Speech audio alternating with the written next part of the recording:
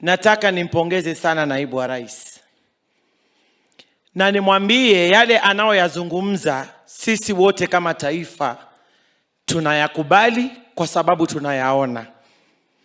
Tunasema kwanza chama ni UDA, fomu ni hasla na mpango ni bottom up.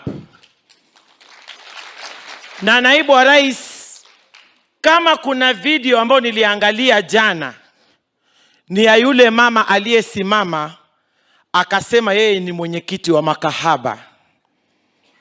Naibu wa rais, nataka niseme ya kwamba yule mama ile courage ambayo alikuwa nayo, labda dunia nzima hii hatapata mtu mwingine wa kumuongelesha. Si kwa sababu anaipenda hiyo kazi, lakini hakuwa na budi. Na akizungumza alikuwa anazungumza na uchungu sana. Naibu wa rais, wale wanaokutusi hivi sasa ya kwamba ati ulianza ukaanzisha sako za prostitutes, nataka nikwambie naibu wa rais, wewe ni kiongozi. Ni kiongozi kwa sababu unataka kila mtu awe na hustle ambayo iko decent. Na ndio maana ukasema utaenda kuwafungulia sako, si kwa sababu waendeleze ile kazi ambayo wako nayo, lakini waiwache waingilie kazi ambayo kila mtu anaikubali katika jamii. Na mimi nataka nimuombe ndugu yangu Kalonzo. Na unajua siku hizi mimi napenda sana story ya Governor Ann. Anasema yeye alisikiza ground. Sasa nyinyi kufanya Kalonzo atoke mahali yako na aje mahali muko, lazima nyinyi muongee. Cause mtu mmoja hawezi kubadilisha watu 100, lakini watu 100 wanaweza kubadilisha mtu mmoja. Kwa hivyo mimi nataka niwape jukumu na niwaambie kule mahali yaliko hakuna kitu atapata. So kama Kalonzo anangoja ambiwe tosha, anapoteza muda. Waswahili wanasema ujana ni moshi ukienda haurudi.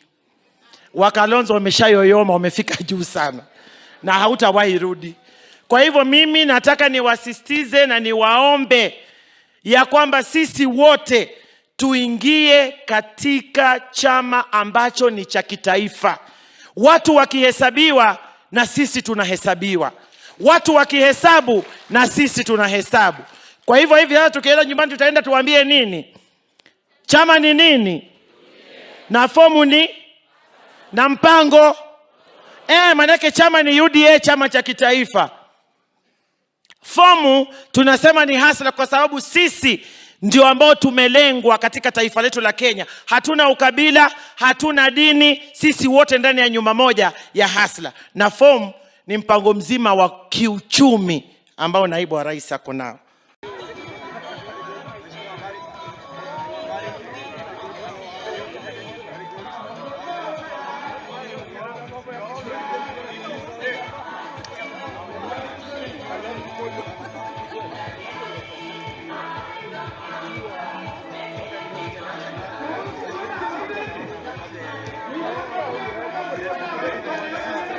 Karibuni sana waheshimiwa.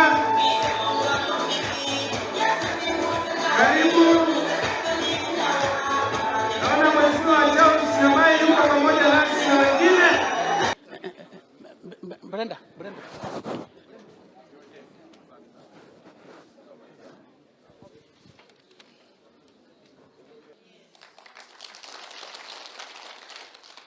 Our deputy president ni kama mimi, watu wa Mbitini.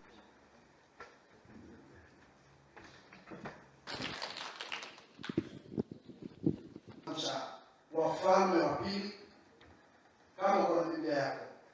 2 Kings.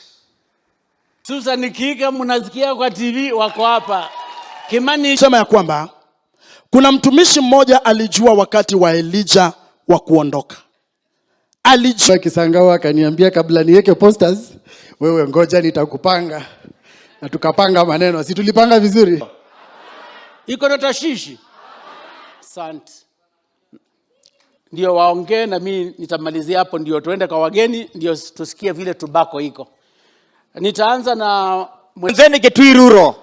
Na Getwiruro menaku mpaka bunge with rais witu. Sema ya kwamba alimfuata Elijah na akamwambia, utakapokuwa unaondoka ninaita hatua miaka 9, hatua kwa hatua. Kila kona Elijah alienda, Elisha Alliance baki.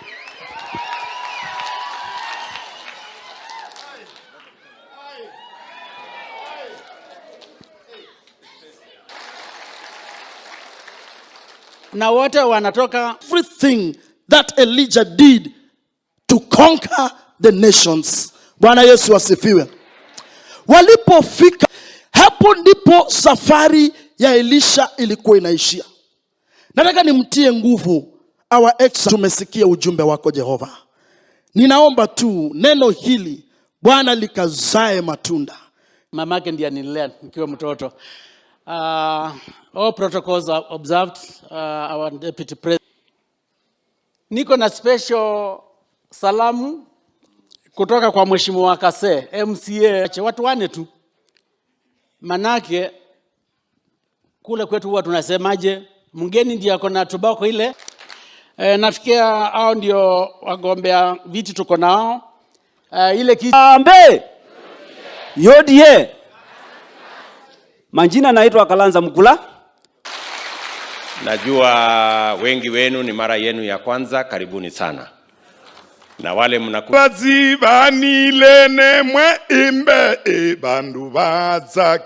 Karo and her group are real people. They are mothers, they are Kenyans in a real situation. And I want to say, when I said that I am going to support that team to stop the business they are doing because they want to stop and they want to do something different. In fact, I have received many people who are willing to contribute. In fact, immediately, I got onto my phone in the evening. One lady told me that she herself was going to give 1 million shillings, that I didn't have to contribute that money because she would do it, because she felt what Caro was saying. So it actually confirms to us that trickle down has failed, and we need the bottom-up economic model so that we can lift many people at the bottom of the pyramid, including Caro and the others, so that we can raise them, give them decent jobs, make them run decent enterprises, protect them from predatory lenders, protect them from predators, so that we can move our country forward together. If there was a confirmation that the way to go is bottom up, is the statement I heard from Caro, that they are doing indecent jobs and it's not what they want, and they want to do something different. So to us who are leaders in Kenya, instead of condemning Caro and many other Kenyans, we should wake up to the reality that we have a crisis that we need to deal with. And to all Kenyans, we must understand that we do not have the luxury of being divided along ethnic lines and being divided this way and the other way. We actually must come together as Kenyans so that we can united confront the challenges that face our nation and give everybody a chance to a decent engagement, a decent job, a decent business, including people like Caro, to give them a decent way of life. Nilisikiza jana ndugu yangu Mheshimiwa Junet akisema tukienda Ukambani tuko na message ya watu wa Ukambani ya kuambia serikali ni yao. Tukienda Mlima Kenya tunawaambia serikali ni yenyu na tuko na message yao. Tukienda Nyanza tunaambia watu ya Nyanza serikali ni yenyu sasa ya ukweli, wale wengine tutawafukuza na watakuwa wageni. Na nikajiuliza message yenye mko nayo ni ya kudanganya na kupanga Wakenya, sio message ya ukweli. Lakini wewe naibu wa rais, message ambayo uko nayo kwa Wakenya sio ya sehemu na sehemu na message tofauti, ni message moja ya kuinua Wakenya wote. And that is why unaona sisi wengi tunakufuata na tunashirikiana na wewe, na natarajia hata ndugu hao wangu kutoka Kitui Rural na Kitui County, na nimetembea na naibu wa rais juzi Kitui West na Kitui Central mpaka pale Kitui Town, na nikaona kweli mambo imebadilika. La mwisho, najua hata ndugu yetu Kalonzo ni mtu mungwana na ni mtu mzuri. Umeona leo governor wetu kutoka Kirinyaga, Governor Uhuru amejiunga na Hustler Nation. Nataka tu kuwauliza, mkirudi nyumbani, kama mtatembea hapo Saikuru kidogo, muongee na ndugu yetu Kalonzo.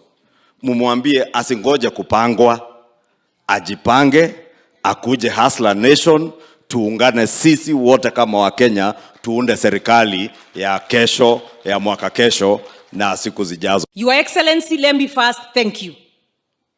Because many leaders, hata kwa Mama Karo kufikia His Excellency, it would never even happen. Si mnajua hivyo? But she was able to get close, na hata akasimama kwa gari na akaweza kusema maneno yake. So one, I congratulate her for the courage. Nyinyi wa mama, do you imagine the kind of courage it must take to stand up there and say this is what we do? Do you imagine? Ni ngumu, si ni ngumu sana? So we must congratulate her. Lakini pia tuseme, Your Excellency, venye umesema, we must help Karo and those like her who are having to do the jobs they are doing to provide for their families because hawana any other way or any other option. Alisema yeye ni single mother, so watoto lazima wakule. So sometimes it takes having to do those sorts of jobs zenye they are not proud of, but because they too as Kenyans must provide for their families. So thank you, Your Excellency, na kama sisi as women leaders, ukituhitaji tukuje huko, tusaidiane, tuinue hawa wa mama, we are great and we are ready to do so. Because there must be a better way. There must be a better way. We must be able to restore their dignity and honor. Mimi leo nina furaha sana kuungana na nyinyi hustler wenzangu, and Her Excellency Governor Uhuru, karibu. Naona watu wengi wamedungwa hustler vinegar after the COVID one. Lakini mko sawa. Asanteni sana. Us, the Kamba community, have been out of government for nearly 10 years. Na tumehangaika sana. Tukiangalia hii kona, watu wanaenda mbele. Tukiangalia kona ingine, watu wanaenda mbele.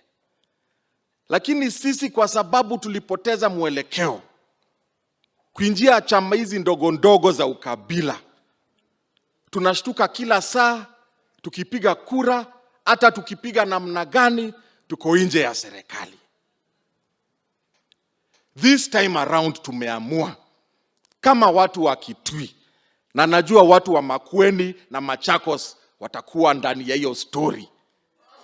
This time we are going into a national party, ndio tushikane na Wakenya wengine, tuunde serikali yetu, watu wetu waendelee na mbele.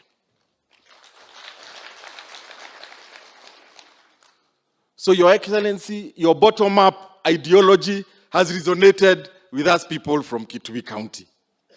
Hii maneno ya kuingia kwa ground, kuongea na watu wa kawaida, kutoka huku chini, kurudi huku juu, kusaidia kuhakikisha watu wetu wako na maji, kuhakikisha watoto wetu wako na kazi. Your Excellency, hawa mahasla hapa huamuka asubuhi na mapema. Wanaenda wana hustle, ndio hiyo pesa haitoshi, kwa sababu mingi inaenda kwa mashailok. Wengine wanauza kuku, wanauza ng'ombe, wanauza mbuzi, wanafanya kazi ya jua kali. Watoto wamesomeshwa, lakini hakuna kazi. Hii maneno itasuluhishwa na bottom up economics. na ndio umeona tumeandamana na wewe, tumeshikana na wewe, tutaenda kila kona tukuombee kura, tuhakikishe upate hii kiti ya president, ndio Kenya yetu iende na mbele. Naamini ya kwamba ile Kenya yenye iko mbele hapa ni sisi wote tutakuwa ndani ya hiyo serikali ili tujenge uchumi kutoka chini kwenda juu. Niliona jana naibu wa rais akiongea na mama moja anaitwa Karo, ambaye alisimama na akasimama kabisa kama mama mwingine wa Biblia ambaye anaitwa Mary Magdalene, ambaye alienda mbele ya Yesu akachukua mafuta akapaka Yesu na kupiga magoti mbele ya Yesu. Lakini Mafarisayo na Masadukayo walipoona yule mama ameenda mbele ya Yesu na kulia, wakaanza kusema, na huyu Yesu anatembea, kwa nini anakaakaa na watu prostitutes? Yesu akasema, nilikuja kwa ajili ya watu kama hawa. Na sisi tunataka kusema ya kwamba sisi kama mahasla tumesema ya kwamba slogan yetu ni kazi ni kazi. Nilijifunza kwa Mama Karo kitu moja, ya kwamba kuna Wakenya wengi wanafanya kazi duni, wanaishi maisha ngumu, wanafanya vitu hawapendi kwa sababu maisha yenye wamepitia imewaondolea ile tunaita dignity of work. Imetoa ile dignity yao. Wanasema we must do it because there is nothing else we can do. The intention of the administration of the Hustler Nation that is coming is to bring back dignity of work, is to ensure that a human being will feel that what he's doing is contributing not just for purpose of making money, but also for growing his life. And he can sleep knowing that what he's doing out of dignity and out of belief. So, Mama Carol yesterday, and I want to tell all Kenyans, the call that Mama Carol had in Mtito Ande, if that was the place, I am not wrong. Yes, that call of Mama Carol must be the rallying call of the elections of 2022, that every citizen of this republic will from now henceforth work towards finding the right way and the right mechanism of doing work out of dignity, no longer doing work for the sake of just making money. And I thank you, Your Excellency, the Deputy President, because although the Pharisees and the Sadducees, wale wa azimio ya Pharisees and the Sadducees, walilia jana sana wakasema, na huyu mtu anatolea pesa watu wenye wako maskini na ni watu ambao wenye wametupwa. Kwa nini huyu William Ruto anataka kuenda kurokota watu ambao wametolewa kwa society na warudishe wakue watu kwa mesa moja na sisi? We want to tell them they must start getting used right now. The next government of the Republic of Kenya shall be led by those who had been considered to be outcast. They will now be part and parcel of government, because this Hustler Nation is about the dignity of human being, the dignity of work. Gavana Uhuru amesema yeye anafuata watu wake. Halo? Yaani watu wa Kirinyaga wanaonyesha gavana mahali ataenda. Yaani inakuwa uwezi uliza kwa sababu watu wamekuonye. Mimi ya maombi langu ni kwamba watu wa Kitui wenye tumeona mwangaza na tukaingia UDA, tuungane, tuweke bidii kuongelesha watu wengine tuingie UDA, mpaka wale watu wetu wenye wako nje wafuate wananchi vile wanasema. Hawa watu wako nje wafuate vile wananchi wanafanya nini, badala ya kuanza kupigana na Kalonzo Musyoka huko kwa Oka, ambapo amewekwa anaambiwa ngojea tunaweza kukupea, ama tupe Gideon Moi, ama tupe Mudavadi, lakini ngojea. Badala tuanze kumutusi, badala tuanze kuongea vibaya juu yake, sisi tuungane, tuongeleshe watu mpaka Sikuru mahali amezaliwa, watu waseme UDA, alafu tupinduke, tuende nyumbani kwa sababu sisi tunataka kusaidika. Angalia, take it from me. What has made Governor Uhuru come in will make Kalonzo followers and come in. Tuko pamoja? Kwa hivyo nguvu iko na wananchi. Vile tu Hustler Nation imefika Kitui na kila mahali, Kisii imeingia ndani zaidi. Mukiona mheshimiwa Kalonzo, mumwambie namna hii. You cannot use the same formula and expect different results over and over and expect different results. Akifanya makosa tena afuate ule jamaa, kusema tu kweli Wakamba mtadharauliwa zaidi. Tuambiane tu kweli. Na akisimama peke yake, hata nyinyi mnajua kampeni yake yote inakuanga tu Kambani. Hakuna mahali kwingine, Masaku, Mwingi, hiyo tu hapo hiyo area. Mwambie tu kweli, aingie chama cha UDA. Na hii chama haina ubaya. Ukiingia tutaenda nomination, wabishane na huyu mungwana, yule mwenye atachukua kwa nomination atatoboa ama namna gani? Na ndio maana hata unaona mheshimiwa Uhuru amekuja hapa. Si ati ajui ya kwamba hakuna mtu kama Purity Ngirishi huku, but she's ready to face the nomination. Kwa sababu hii kitu hakuna kitu ya kupewa free. Hata mimi ninaambia watu kule Kisii wakuje wabishane na mimi kwa nomination. So hata huku juu it is not an automatic ticket ya kwamba tutapatia UDA itapea ticket mheshimiwa William Ruto. Hata Kalonzo anaweza kuja hapa wabishane kabisa, watu jaribu kutembea Ukambani na kila mahali. Tulikuwa upande huu na wengine walikuwa upande huu mwingine. Sasa unasikia tumezunguka nchi miaka 2. Na tumezunguka tukazunguka, mwishowe tukajipata pale unasikia panaitwa null and void. Tulipofika pale, sisi tukianza hiyo safari kule nyumbani tulikuwa na ratings za juu sana. Lakini tukifikia kumalizia ratings zetu zilikuwa chini. Nikasema kwanza tusikize, tujiulize ni nini kilifanyika. Kuongea na wananchi, wakasema sisi tulikuwa tunaenda tumewawacha nyuma, hatuwasikizi. Ndio nikaanza kusema mimi kama gavana wa Kirinyaga, mimi kwanza nataka niwache maneno yote, nisikize ground inasema nini. Nilifanya vizuri?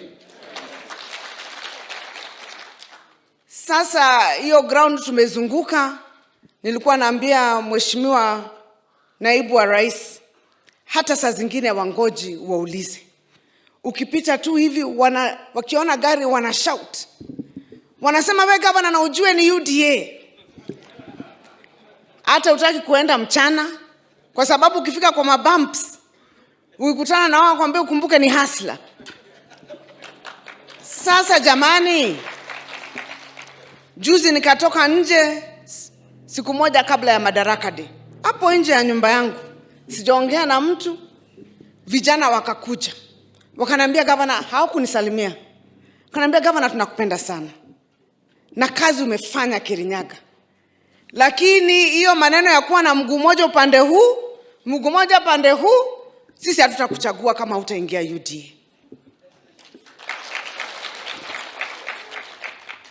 Nikauliza, hamtanitaka kusema usipoingia UDA uungane na naibu wa rais katika hiyo chama ya kazi ni kazi? Sisi kama wakaazi wa Kirinyaga hatutakuchagua. Na tunakuomba usikize vile tunakwambia kwa sababu ulisema unasikiza wananchi. Na tumekuwa tukizunguka. Ndio kwa sababu leo tumekuja na MCA 27 kati ya 33. Na wale ambao hawakuja si ati sio wa UDA, walikuwa tayari washaruka. Sasa hawa ni wale walikuwa wanabatizwa leo. Kwa hivyo leo bunge ya Kirinyaga 33 members including hata speaker alikuwa huku, kila mtu yote alikuwa amekuja akisema mimi ni wa UDA. Nina imani ya kwamba serikali ya 2022 itaundwa na William Samoei Ruto. Na kama singekuwa na hiyo amani ama imani singekuwa hapa. Na kwa nini niseme hivyo? Kama kwetu Mount Kenya kulikuwa kumepangwa Mashujaa Day. Nilipojaribu kumuinvite tu naibu wa rais, hata sikumaliza sentence, watu kumshangilia. na wale watu walikuwa wamepangwa, wale ambao hawatashangilia. Sasa kungewachwa tu hivi bure, watu ambao waingie, kungekuaje? Imetoka hiyo ile Juma, fungia hivi hapo, and you must be happy, eh?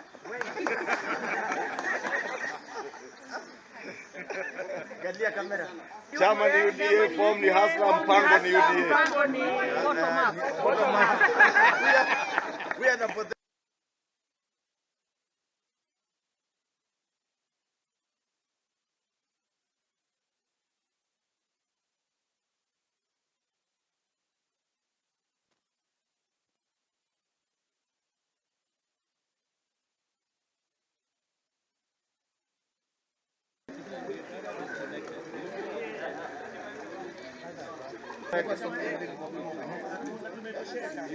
Hii kazi ya kuombana viatu na tinga wapi?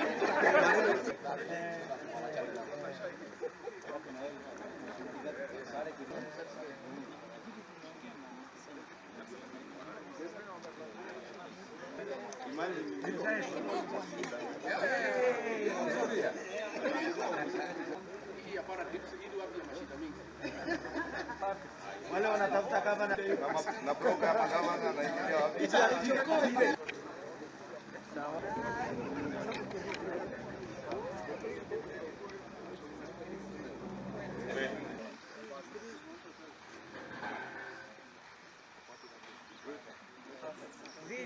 I am very proud that the people of Kirinyaga, you as the leaders, led by your governor, have made this decision that we want to work together and we want to walk this journey together.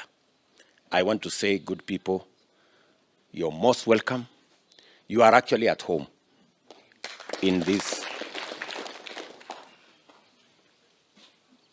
team. You are at home. As you have said, you have been waiting for this moment. I have also told you, even on this other side, we have also been waiting for this moment. Because we all knew it is going to happen. When was the problem? Because we are one family, you know. We have a history together. We have done many things together. We have complemented one another. And we have formed a formidable team that has not only won us an election, but has also helped us to have a track record of working for the people of Kenya.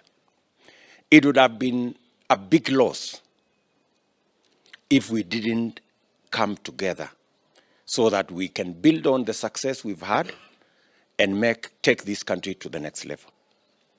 I am a very proud person this morning that we are making this decision together. So mimi nataka niseme kwenu, you have made the people of Kirinyaga proud, because we could feel the people of Kirinyaga were saying, we want to build the team that we know. We don't want to be taken to strange places. We want to work with what we have seen has succeeded. We do not want to begin a game of guesswork, you know, not knowing exactly where we want to go. So you, Anne, and your team, it takes very courageous leaders to make serious decisions. Many people would rather make peace with mediocrity rather than be bold and make the decision that will shape the future. We are confident that the same way we assembled the foundation upon which we are standing today, we are able to build on it so that we can make Kenya even that greater, the way we all envisage and the way we are all planning. The only place we find freedom and room to exercise our democracy is in the room called UDA. Kwa hivyo nimesema sisi wote ni watu ya wheelbarrow, sisi wote ni watu ya bottom up economy. Na hapo hatubaduki. Sababu tukisikiza ground, tunaona kila mtu ile amerundi. Na ulipokunja Mwea hata wao walijionea. Ati watu wote wako pande So wakati nilikuwa nakuja waliniambia kwa sababu tunajua lazima utakuwa rais. Ukiingia uwakumbuke. Tumedanganywa sana watu wa Mwea na mambo ya taito ya mchere. Tumekuwa squatters tangu tuwe watoto kutoka 1957 mpaka wa leo. So ukiingia tafadhali walisema uwakumbuke. Na wao wako pande yako kabisa 100%. Na ikifika 2022 watu wa Mwea wanadanganya na Kirinyaga na kwa jumla. Sote tuko laini hiyo na utajionea kwa kura. Ukijua kwamba tukiwa na mama yetu amekuja, amerudi nyumbani, alikuwa tu ametembea kidogo. Lakini sasa ako nyumbani. Na sasa nyumba iko complete. Na nyumba ikiwa complete, jua ya kwamba siasa ya Mount Kenya tukitaja Kirinyaga tutanyorosha vizuri. Mheshimiwa Aisha Jumwa yuko hapa, mwalimu wa Kiswahili. Na Waswahili husema kimbebacho kikivunja ni nafuu kwa mchukuzi. Hiyo ni kusema sisi viongozi ikiwa hatutaweza kuongoza watu wetu ile nje inafaa. Wenye watafurahia, unajua mtu ukipewa mtungi ya maji ubembe alafu ianze kuvunja, inaendelea ikiwa nyepesi. Kwa hivyo umembeba na unafurahia. Kwa hivyo sisi tumesema hatutawacha ivunje iwe nafuu kwa wachukuzi wale wako katika vile vyama vingine. Sisi tutakaa na wewe katika hii chama mpaka tufike mahali tunafaa kufika. So what I know is that we are in safe hands. We are in the safest grounds with you, Deputy President. Tumefurahi na najua sitaki kuongea mengi, tunakugoja kwa ground. Sisi tunawaambia chama ni UDA na form ni Hasra. Na kwa sababu tumerudi leo, Your Excellency, na ulikuwa Kirinyaga juzi, hata ulijionea. Sisi leo tulikuwa tumekuja hapa kufanya tu kitu moja, na ni kuvuka. Lakini sikuwa nataka watu wafikirie tumevuka bila kufikiria. Nimesema tumeongea na wazazi, tumeongea na watoto, tumeongea na neighbors, wale watu ambao sisi tunahudumia kule chini mashinani, na wote wametuambia kuwa chama ni UDA na form ni na mpango ni bottom up, si ndio? Na sisi hapo ndipo tuko.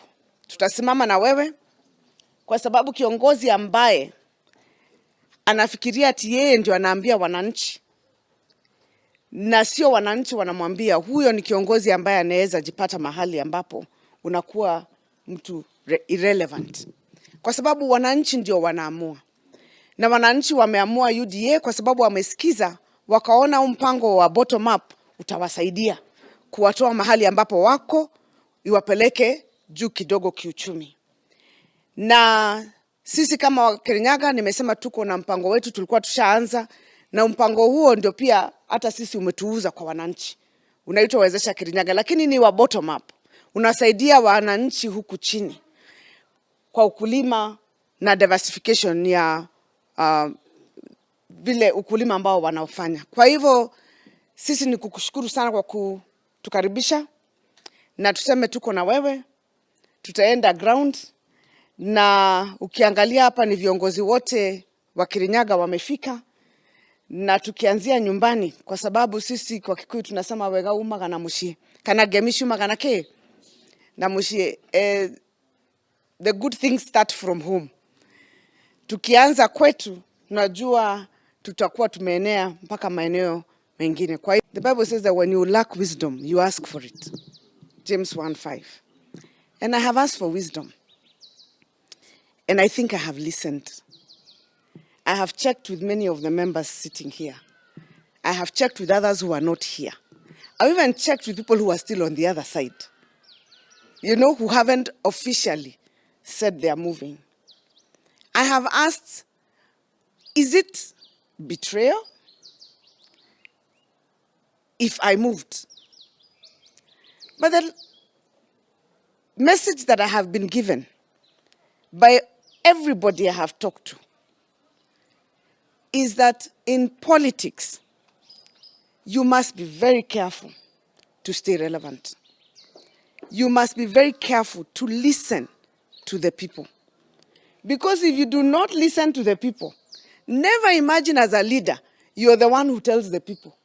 The people are the ones who tell you. They decide who they are going to elect very early in advance. If you go to the wards, you'll hear them saying, this one we will not elect. This one we will not elect this one. We will not elect, this one we are electing. It's them who decide. And when they decide is when you decide to stand. You don't hear them saying they're not going to elect you and you still insist that you're going, utaanguka. So we have listened, and Kirinyaga, I think, spoke. And the last speaking in Kirinyaga was Mashujade. Anybody who had any doubts of where that ground of Kirinyaga was, anyone, they had it for themselves. They saw it for themselves. We even saw you were a bit startled yourself. We could see, and I've always said you have great humility. Because you did not chest thump, you received it well. But that is why the people love you. So sisi tumeamua, tumevuka.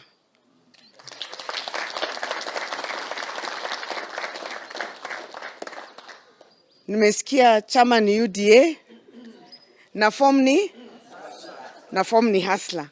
I want to suggest to His Excellency, asitafute legacy mbali. Let His Excellency make his legacy peaceful transition of one presidency to another. Peaceful transition. He must ensure, as our president, that the elections are free, fair, and transparent, and peaceful. So far, we have a bad record because in Keno, kulikuwa na shida. In Busia, the other day, there was a small problem. In Narumoro, there was a problem. All these issues, the president must work very hard to deliver to the country free and fair elections, because we have an institution of governance. Management of elections, yes, is under IEBC, but the support services are people like our National Police Service. And if they are misused in the name of a non-existent deep state, because in my view, the deep state is the people of Kenya. Na mumeonyesha bwana, hapa Kiamba, uko Juja, uko Rulie, kila pahali. So His Excellency, the President, should deliver for us a free, fair elections, transparent, free from violence. If our Excellency does that, I think he will place himself in the right part of history of this republic. Na ninakubaliana na wale wamesema Mushero wakati wake umeisha, huyu Matiang'i wakati imeisha, na nasikia anatafuta viti huko. It should never happen, Your Excellency, that people who are serving the public take sides. We cannot trust them. We don't believe in them because they have already branded themselves as ODM. We are the Kenyan public. We are paying them, and they must stop that. The international community has a role to ensure that governance in this country takes first precedence, because we cannot allow the country to go the 2007, na tunajua hiyo ilikuwa mbaya. We can't allow another, inaitwa nini, the swearing in. We don't want another mock swearing in. Na unajua, Your Excellency, saa ingine ninashidwa. Hao watu wanatuambia nini na walienda huko kujiswear. And they talk about governance at the rule of law.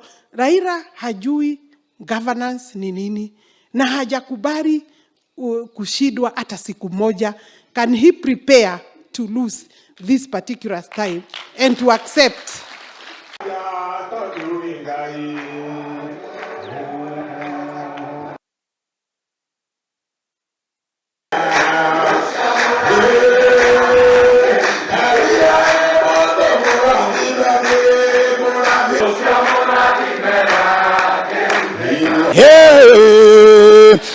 Niyo kaito moinera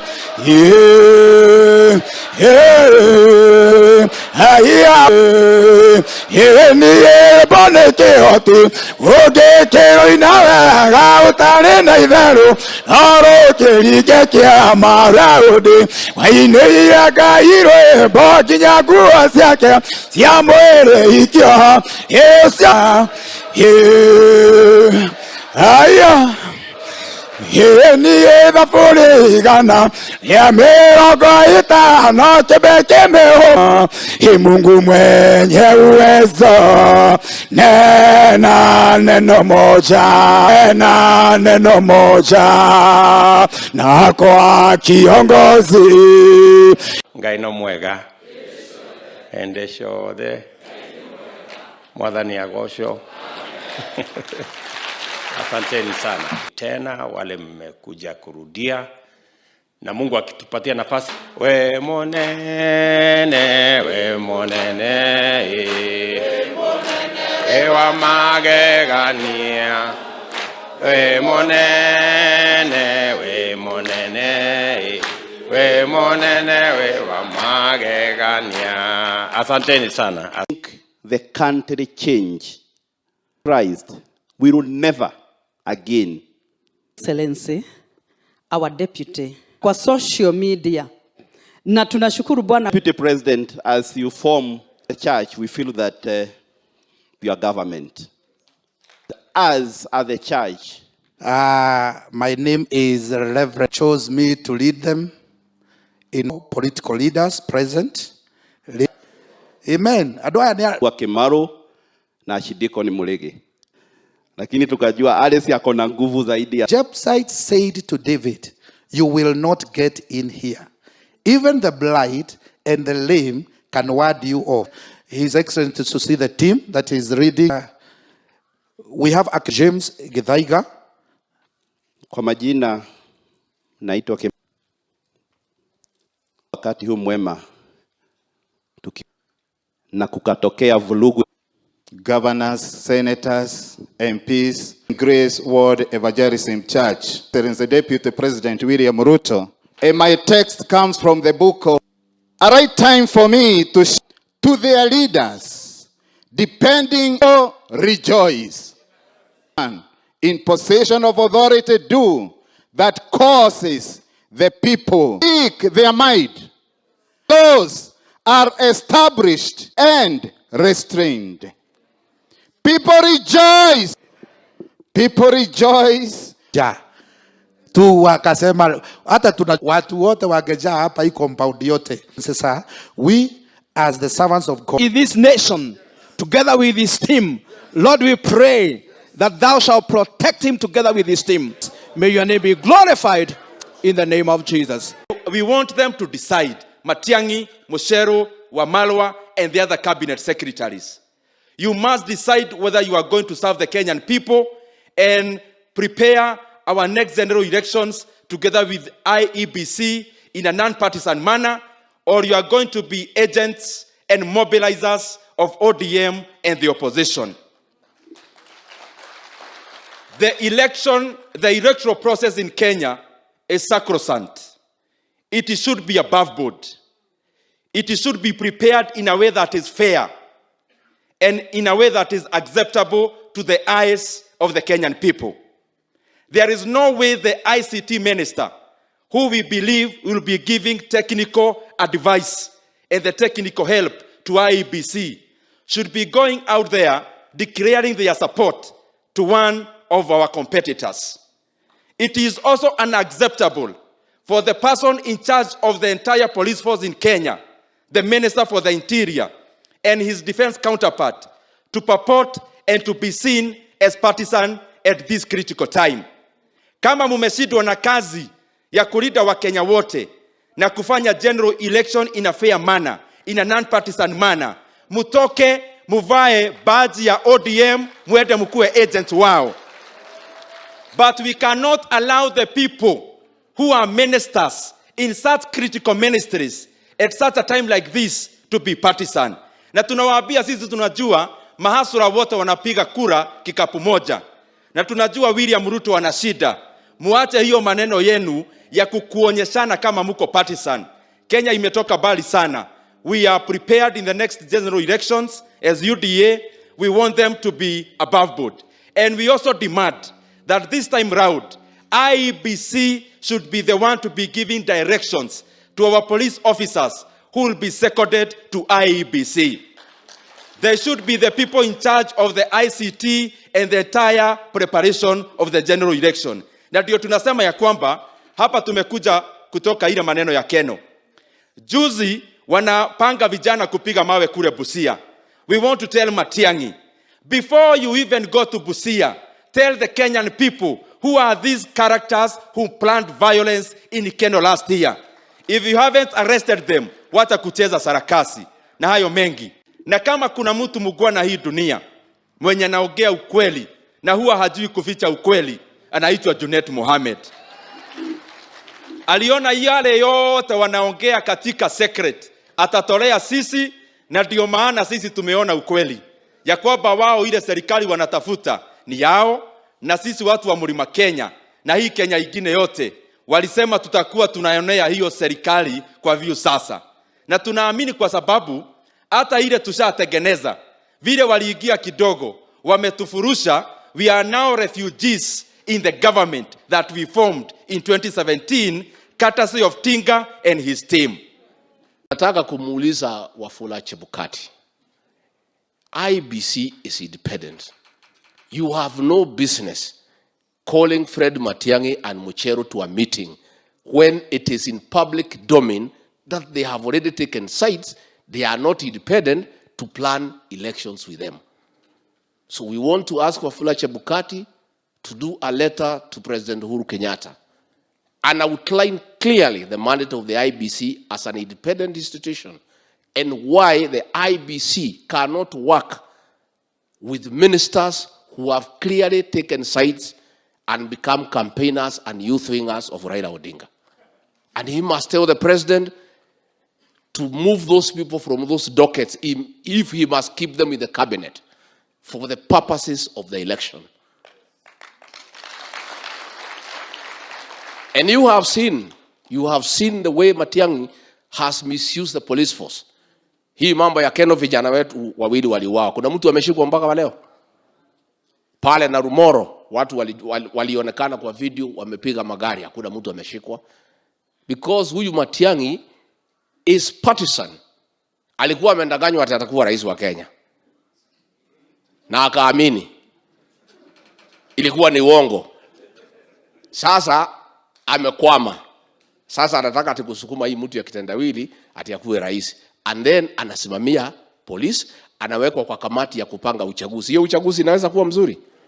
Chebukati must tell the president that the people of Kenya cannot be comfortable and they cannot accept an election that is being managed by people who are clearly partisan.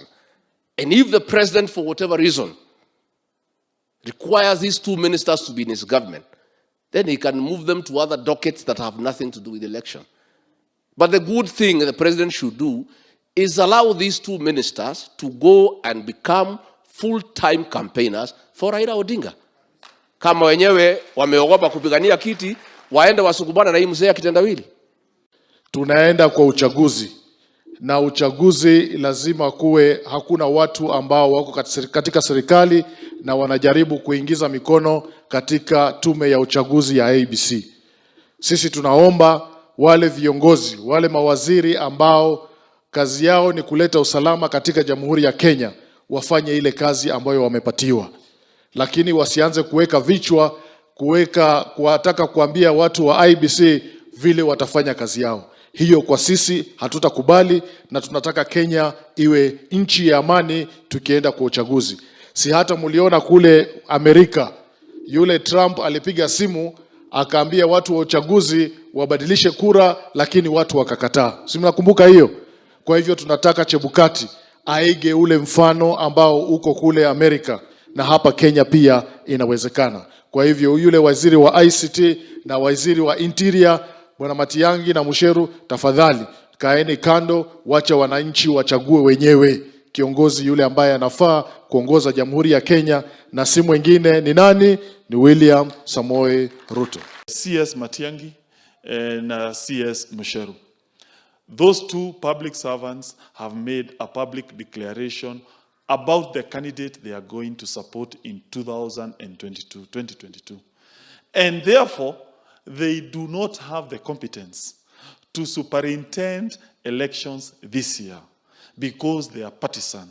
We want to tell the two ministers, step aside, allow non-partisan independent body to conduct elections. Because once that happens, the Kenyans are going to have faith in the electoral system. Mumeona waheshimiwa hapa wameongea na wamewapatia example ya where they have come from. That is why tuko hapa kama Hustler Nation. Na nyinyi wote wenye mko hapa, this is the Hustler Nation Foundation. Yetu sio ile ya billionaires. Na mheshimiwa Deputy President akiongea, I'm sure atatuambia under that vision of bottom up economic model atatusaidia vipi, kwa sababu nimemsikia akisema tutapata pesa every constituency ya kuwainua nyinyi mama mboga, nyinyi watu wa matatu sector, nyinyi watu wa bodaboda, nyinyi hairdressers, nyinyi wale wa kushona viazi. All of you in this room will be taken care of. Na nikikaa chini niseme, alisema the political conversation in this republic will change. Imechange ama haija change? Sasa nani wako kwa meza wanaongelea haya maneno? Si nyinyi hustlers?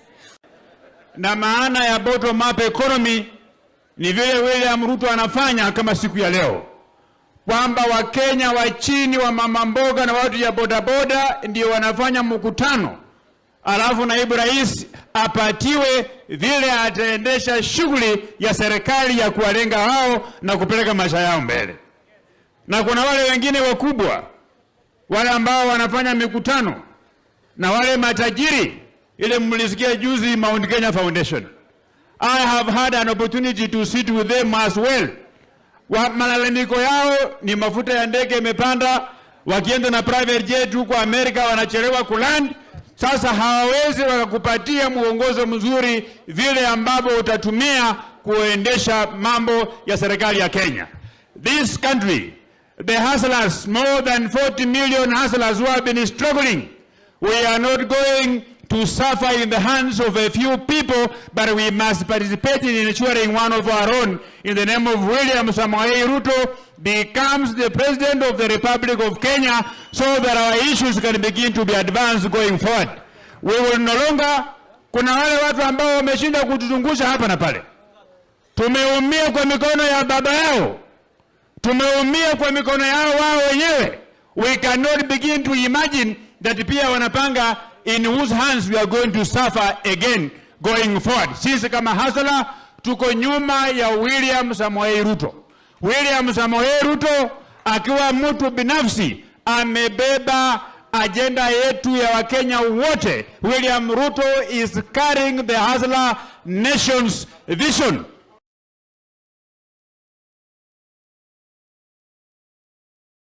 Uhuru Kenyatta, you stayed for 4 years and you refused to reconstitute IEBC. 4 years. You went around with a BBI that was full of fraud. You refused to reconstitute IEBC so that they can perform their function under 89 Sabbatical 4 within the framework of 8 years given to them by the Constitution. Now you are going round full of deceit and dishonesty, telling Kenyans in various regions that you lost 9 constituencies, for example in Nakuru, because of BBI. BBI was a fraud. The only thing that BBI was to Mr. Uhuru and Mr. Raila was to create an imperial presidency. Ilikuwa inataka umpatia rais upepari ya kunyanyasa wananchi. BBI haikuwa na maana nyingine. Ilikuwa ni kulete rais ambaye ana mamlaka kupita kiasi, ambaye anaitumia bunge vile anaitaka, ambaye anaitumia mahakama vile anaitaka. Haikuwa na chochote ya kuongeza pesa za kuenda serikali za county. Haikuwa na chochote za kupatia Wakenya more constituency. Hii siasa utapeli itakwama Kenya. We have to stop this politics of deceit and conmanship. We have to stop it. That wa nyinyi hustlers, lazima musimame. Lazima musimame. Hii siasa ya kudanganya watu, kutumia watu, na sisi, I want to say it here from Nakuru. The contest has been defined. And I want to challenge NCIC today. The ethnic hatred and ethnic profiling coming from those meetings, Safari Park na kwingine, from the likes of Maina Jenga and Jenga Mugai, if you don't stop it, Your Excellency, nataka kuambia ile mulikuwa naye 2013 ya ICC ilikuwa kionjo. Iko mtu atarudi ICC next year if it is not stopped. And I want to ask even the International Criminal Court to take note of the ethnic profiling and ethnic incitement being perpetuated by our friends. Sisi tukisema tumeungana kama mahasla, waachane na sisi. Hii bottom up ndio hii imetuleta Nakuru leo. Inauma nani?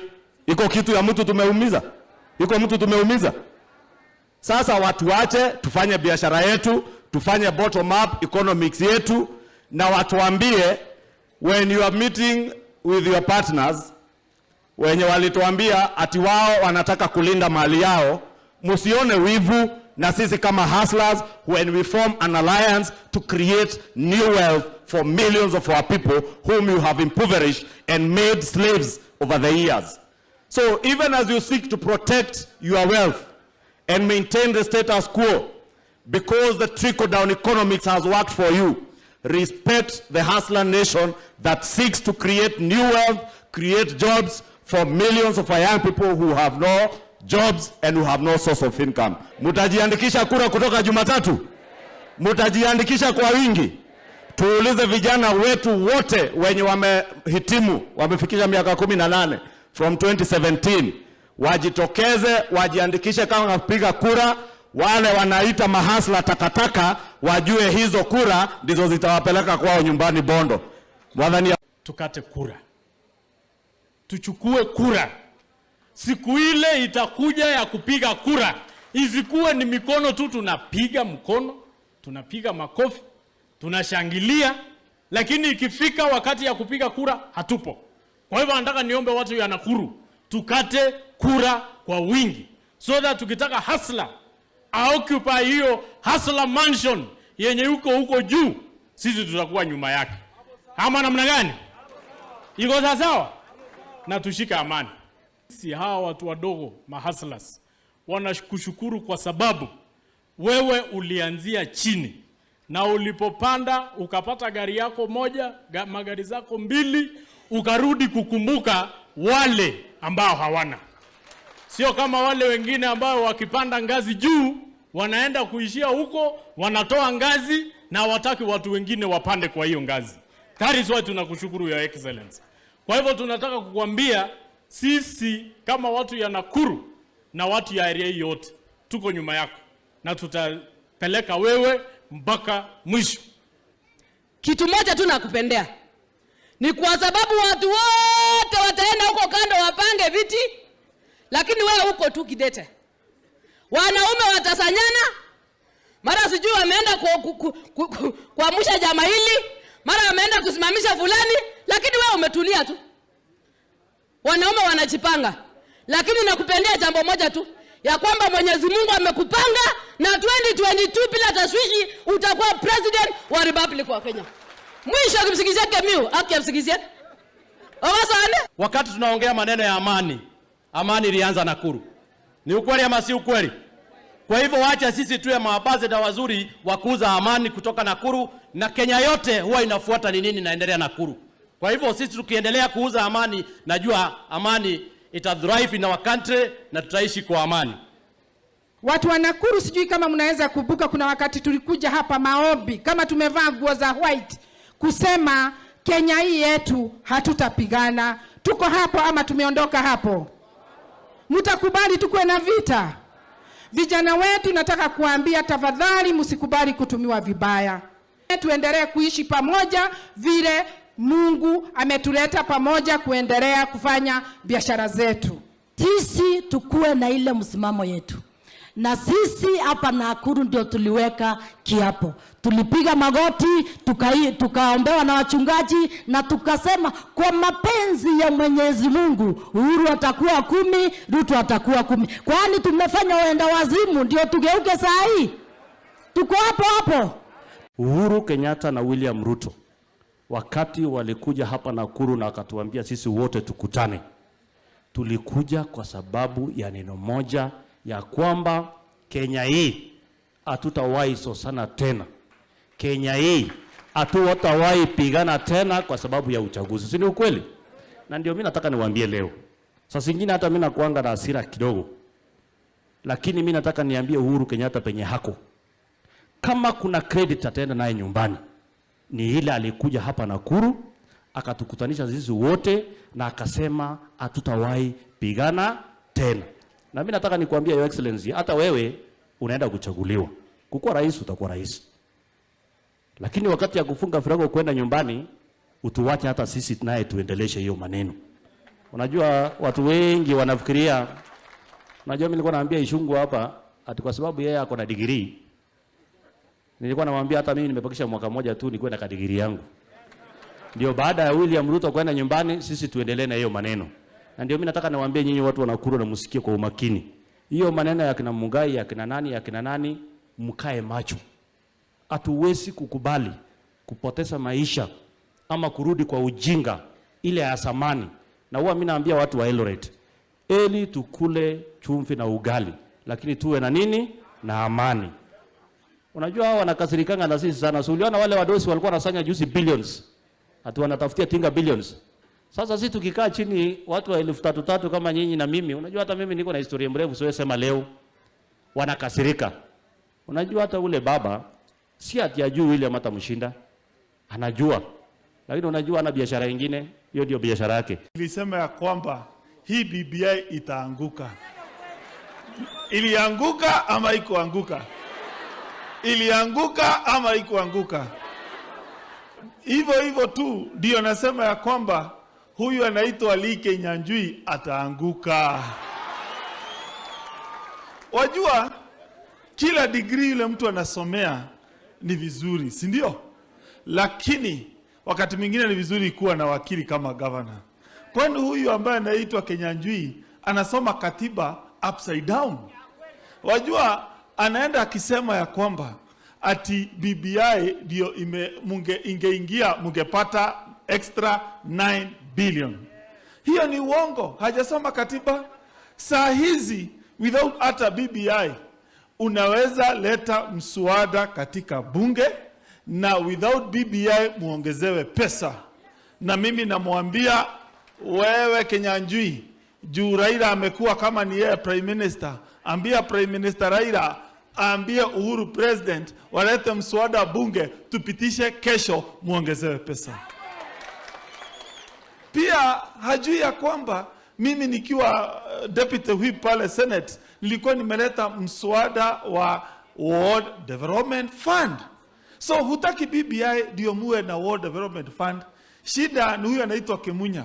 Yule alikuwa dole akiwa majority leader, alikuwa karibu kupitisha, akaondolewa. Huyu anaitwa Kemunya akalala. Please ambia Kemunya apitishe, nyinyi mpate World Development Fund. La tatu, anasema ya kwamba iko constituency mungeongezewa. Pia amelala. Akisoma article 89 sub article 4 ya katiba. After 10 years, you are supposed kuongezewa constituency. Kama wangekuwa na akili mzuri, wangeenda wapitishe through IBC na Kuru iongezewe. The truth is, BBI ilikuwa ukora ya kufanya William Ruto asiwe president, mimi nikaomba, ikaanguka. Jana nimesikia watu wengine wameitwa, wakaambiwa wasikanyange hii mkutano yako. Wakaambiwa utanyang'anyo atambaka bodyguard. Naibu wa rais, sisi si watu wa kutishwa. Ati unaitwa ofisi, ati usiende hapa ama usiende pale. Naibu wa rais, hizo vitisho ni za zamani. Pale tunaelekea ndio iko karibu kushinda pale tumetoka. Ama si hiyo? Kwani election ni miezi ngapi? Alafu unatisho saa ile karibu unaona Pensi wa historiani. Kwa nini? Kuna jibu. Hiyo ni ya tutaonana nao. Kuja mama.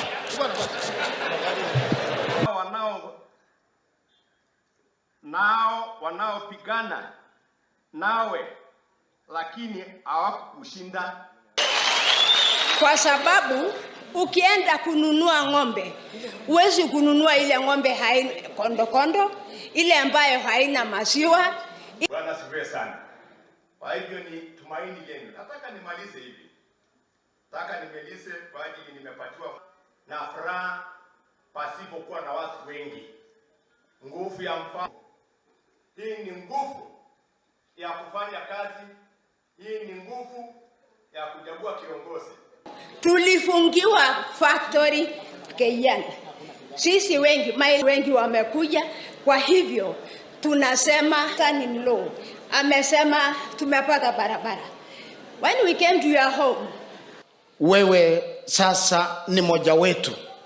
Sio tu kisiasa, ongeza matengine hapa ikuingize State House. Tayari wako hapa. Nataka niwajulishe ya kwamba county tayari mheshimiwa Ngeno hapo, Ole Ntutu wako hapa, senator, former senator, lakini kutoka hapo ikiti ya rais ya kuongoza jamhuri la Kenya. Chukua nafasi.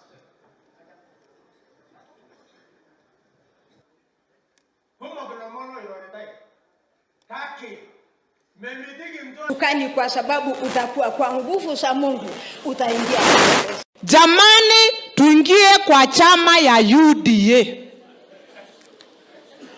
na turegister kama party members, kwa sababu watu wote wanatutegemea ndio waende nomination, na kama hatujaregister itakuja kutokea shida hapo mbele. Wangapi wameregister kama wanachama wa UDA? How many? Let me see by show of hands. Asanteni sana. Jambo lingine, watu wa Kilgoris, tunasikia mheshimiwa rais watu wanasema sijui Raila alipata kura Narok. Siku ile sisi tulipigia Raila, na mimi nakumbuka vizuri, ilikuwa 2007. Na ni wewe ndio ulileta Raila ndio tukapigia kura. 2013 na 2017 ukatuletea Uhuru, ukatuambia huyo ndio mtu, tukapigia kura. Sasa 2022 wanataka kunyang'anya yeye tena. Mtakubali watu wa Kilgoris? Mtakubali? Wangapi wanasema kura ni ya naibu rais 2022? Hebu nione kwa mkono, hebu nione kwa mkono. Asanteni sana. Vijana wa Kenya wanataka nafasi ya ajira, wanataka nafasi ya biashara, wanataka nafasi ya wawe wakulima na wafugaji na wawe na pesa mfukoni. Ama namna gani ndugu zangu? Tunakubaliana? Ndio mimi nataka niseme hivi. We must have new priorities in the politics of Kenya. It cannot continue to be about the leaders. It is time that it became about ordinary citizens. It cannot continue to be about changing the constitution. It has to begin to be about changing our economy. It cannot continue to be about positions and power sharing. It has to begin to be about jobs for ordinary young people and about empowerment of every business, including our farmers and our cattle keepers. Tunaelewana marafiki zangu? Tuko pamoja? Mambo ya UDA. Hiyo ndio chama tunasimamia, sio hapa Kilgoris peke yake, hata pande ile ya Narok. Na sisi tuko ndani ya UDA mea kwa mea. Pengine watu wengine napiga mdomo tu kusema ama hiyo kwa watu wengine naenda. Usibabaike. Wanaume watakuja kukanyangana kwa ile kiti mlisema. Na ni mzuri sana Watu wanatafuta viti. Nani bado ingia uongozi? Kama ni mambo ya wabunge, nani hapana iko record ya kazi yake? Si hata mna Google tu CDF, huyu alipeleka namna gani? Huyu alipeleka namna gani? Huyu ni namba ngapi? Si unaanza kueliminate watu hapo. Halafu Mheshimiwa Soipan, mnajua pia ile kazi amefanya. Nataka tu kuambia watu, hakuna kiti ya kupewa mpaka mkanyangane.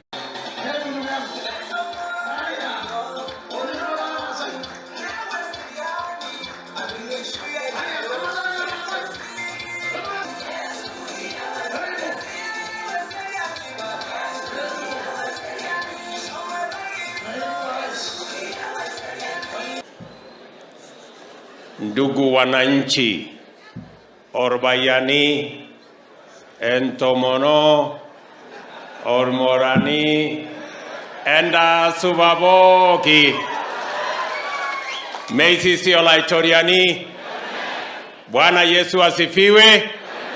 Hebu mnisalimie hewani nione Bwana Yesu asifiwe.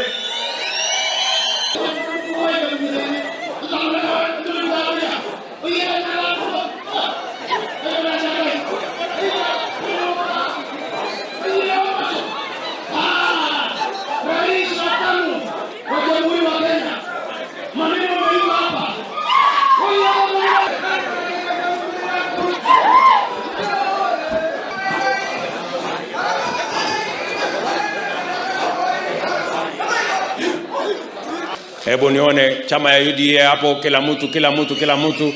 Harambee! Bado haijasikika vizuri. Harambee! Harambee!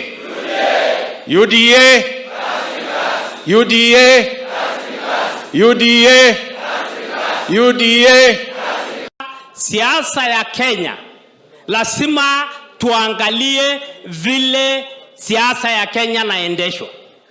Nataka niambie nyinyi wa Masai ya kwamba nimesikia kwamba sasa tuna deputy president hapa, atakuwa president hapa.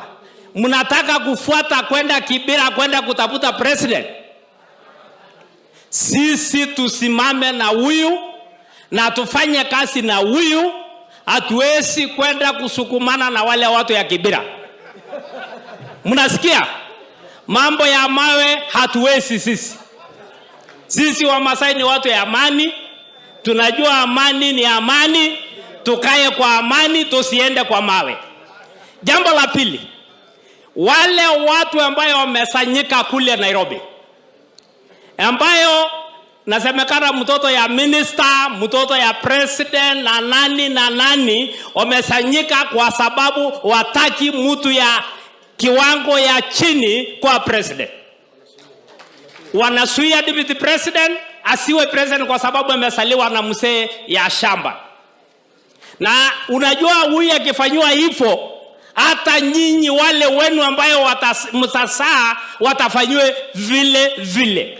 Mimi naomba nyinyi ya kwamba leo tukatae mambo ya tuluma ya kusemekana ya kwamba lazima mtoto yule ambaye amelelewa State House ndiye atakuwa president. Leo tunataka yule lelelewa katika shamba na alitembea bila viatu iwe pamoja na sisi. Na tusirudi nyuma, tusimame kikamilifu. Kwa sababu ya hiyo ujasiri wangu yenye huwa mimi nasemanga mimi ni mjasiri, ndio manake nimekuja bamba tu bamba kuchukua hii mic ili kutangaza msimamo yangu mchana ya Mungu. Moses Yangai, mimi Bwana Saitai amesema kwamba alikuwa anakumbuka nikiwa zamani chairman ya ODM, lakini sio hivyo. Mimi nimekuwa organizing secretary wa ODM kwa hii miaka yote mpaka juzi. Moses Yangai, sasa siku ya leo nilikuwa nimeeleza watu ambayo tumekuja na wao kwamba mimi sio mtu mdogo mwenye ninaanza kudefect tu na kusema ati naenda kwa Ruto. Mimi nikikuja kwa Ruto lazima dunia na Kenya mzima ijue kwamba nimedefect na mimi ni mtu wa UDA na sitetemeki na sijakuja peke yangu, na nesifu jina la Mungu kwa sababu wakati Mheshimiwa Ruto alikuweko ODM, haki ya Mungu ni baadhi ya watu ambaye amenifanya mimi niingie ODM. Kwa sababu gani? Mheshimiwa Ruto akipata tuka nafasi kidogo, at least anafanya jambo yenye inagusa mwananchi ya kawaida. Kuna registration inaendelea ya IEBC. Vijana wetu ambao hawana voters cards, tafadhali mjitokeze mufanye registration ya IEBC. Hiyo inaendelea kuanzia jana, muendelee na hiyo. Ikifika maneno ya siasa katika chama cha UDA, pia tunasema ni chama cha uwazi, chama cha kila mtu ambaye anataka kuingia UDA. Kama kuna mtu anafanya gatekeeping ya UDA, unajua Your Excellency, sisi ambao wanawania kiti ya governor, mimi nikiwemo na hawa wengine, we have accepted to be subjected to competitive nominations. Mimi nimekubali kufanya competitive nominations. Na ikiwa tunasema sisi ni watu wa naibu rais, hatutaki gatekeepers wa UDA. Chama imefunguliwa, kila mtu aingie. Sisi magavana tuko hapa na tunaenda nominations. Jana tulipatiwa vitisho ya kwamba kutakuwa na shida, but you had refused to buy the fear and intimidation. Asanteni, inajua hii safari ya kwenda si rahisi. Kutakuwa na matatizo na vitisho, lakini mumekataa. For record, Mheshimiwa Ngeno, sisi si wageni Kilgoris. Na hii wananchi si wageni Kilgoris. Anayake dilo mwene nako emeralo lo wengi Kilgoris. Kwa hivyo hakuna mgeni. Kwa hivyo nataka kusema Your Excellency karibu. Na nataka pia kuchukua nafasi kutaka kusema asanteni watu wa Kilgoris kwa kuendelea kuombea naibu wa rais maombi, kwa sababu mnajua safari si rahisi. Lakini kwa sababu ya maombi yenu na Wakenya wengine, Mungu ameendelea kumsaidia. Na ndiye maana amefika umbali huu. Kwa hivyo naibu wa rais, wananchi wanasema wako na wewe.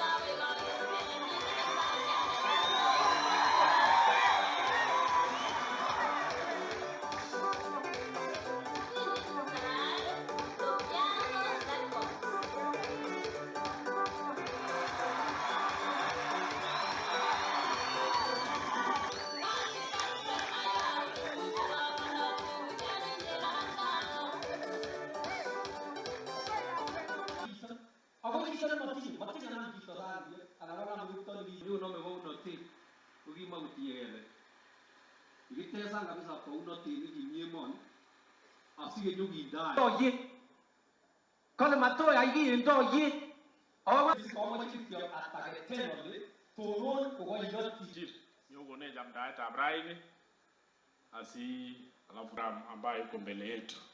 Karibu. Karibu musie. Kwa hiyo ongibi ndige wewe sema so.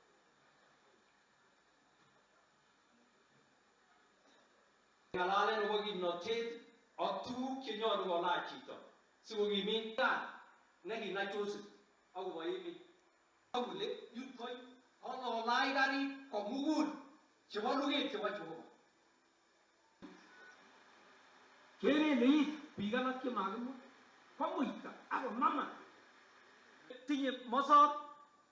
Ako tinye kapti. Ako tinye cho. Nguno magoi kapti kile. Kabla hatujaongea vile tutagawana mamlaka kule juu, lazima kwanza tuongee vile biashara ya mtu mdogo anaweza kusaidika, asipigwe na jua, asiumizwe na mvua, asifukuzwe na askari, asihangaishwe na Shylock, wasihangaishwe na mambo ya Fuliza. Tuwe na pesa ya serikali ya kusaidia wafanyabiashara wadogo kwa sako ama kwa cooperative yao. Nyinyi mnanielewa?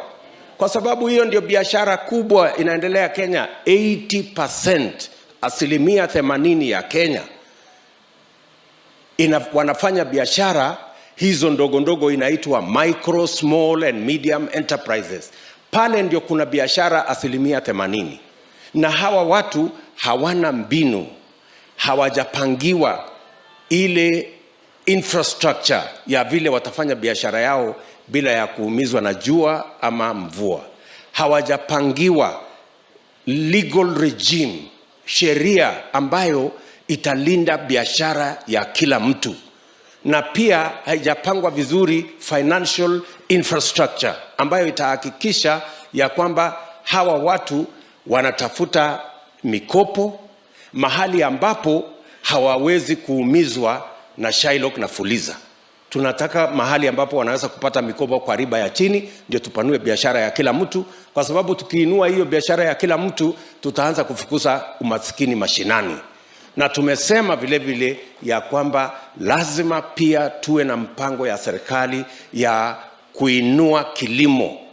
Hiyo kazi yote lazima iendelee baada ya sisi kutengeneza serikali mpya ijayo.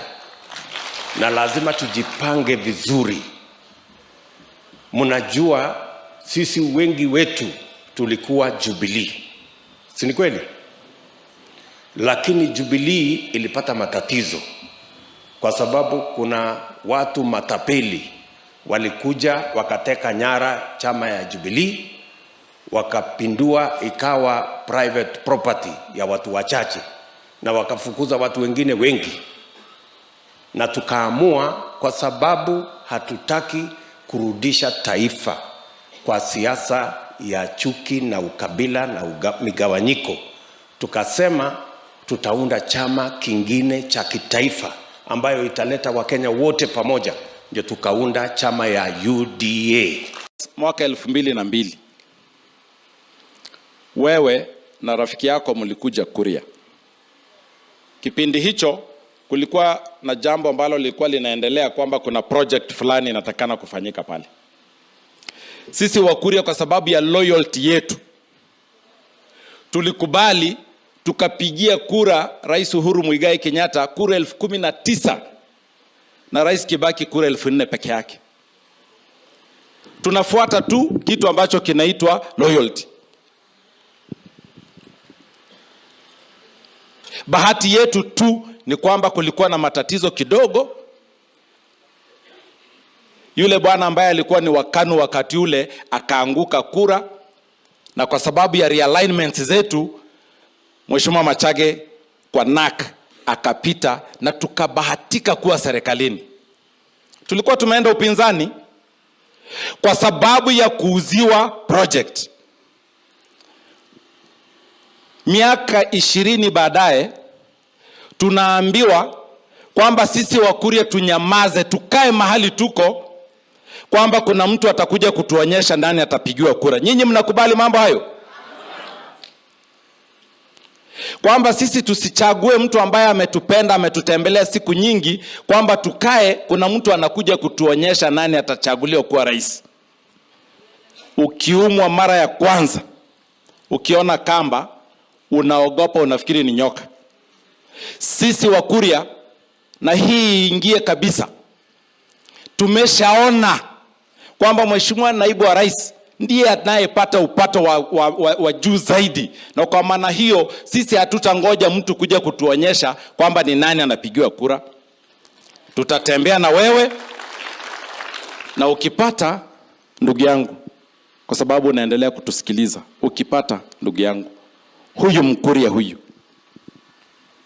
huyu Mkuria anaweza asiseme sana, lakini hako na wewe. Mheshimiwa Deputy Governor amezungumza hapa, ameyasema yote. Bila wewe kusimama na sisi, hiyo lami ambaye leo ndugu zetu hao wamepita wakikuja hapa, hatusingeipata.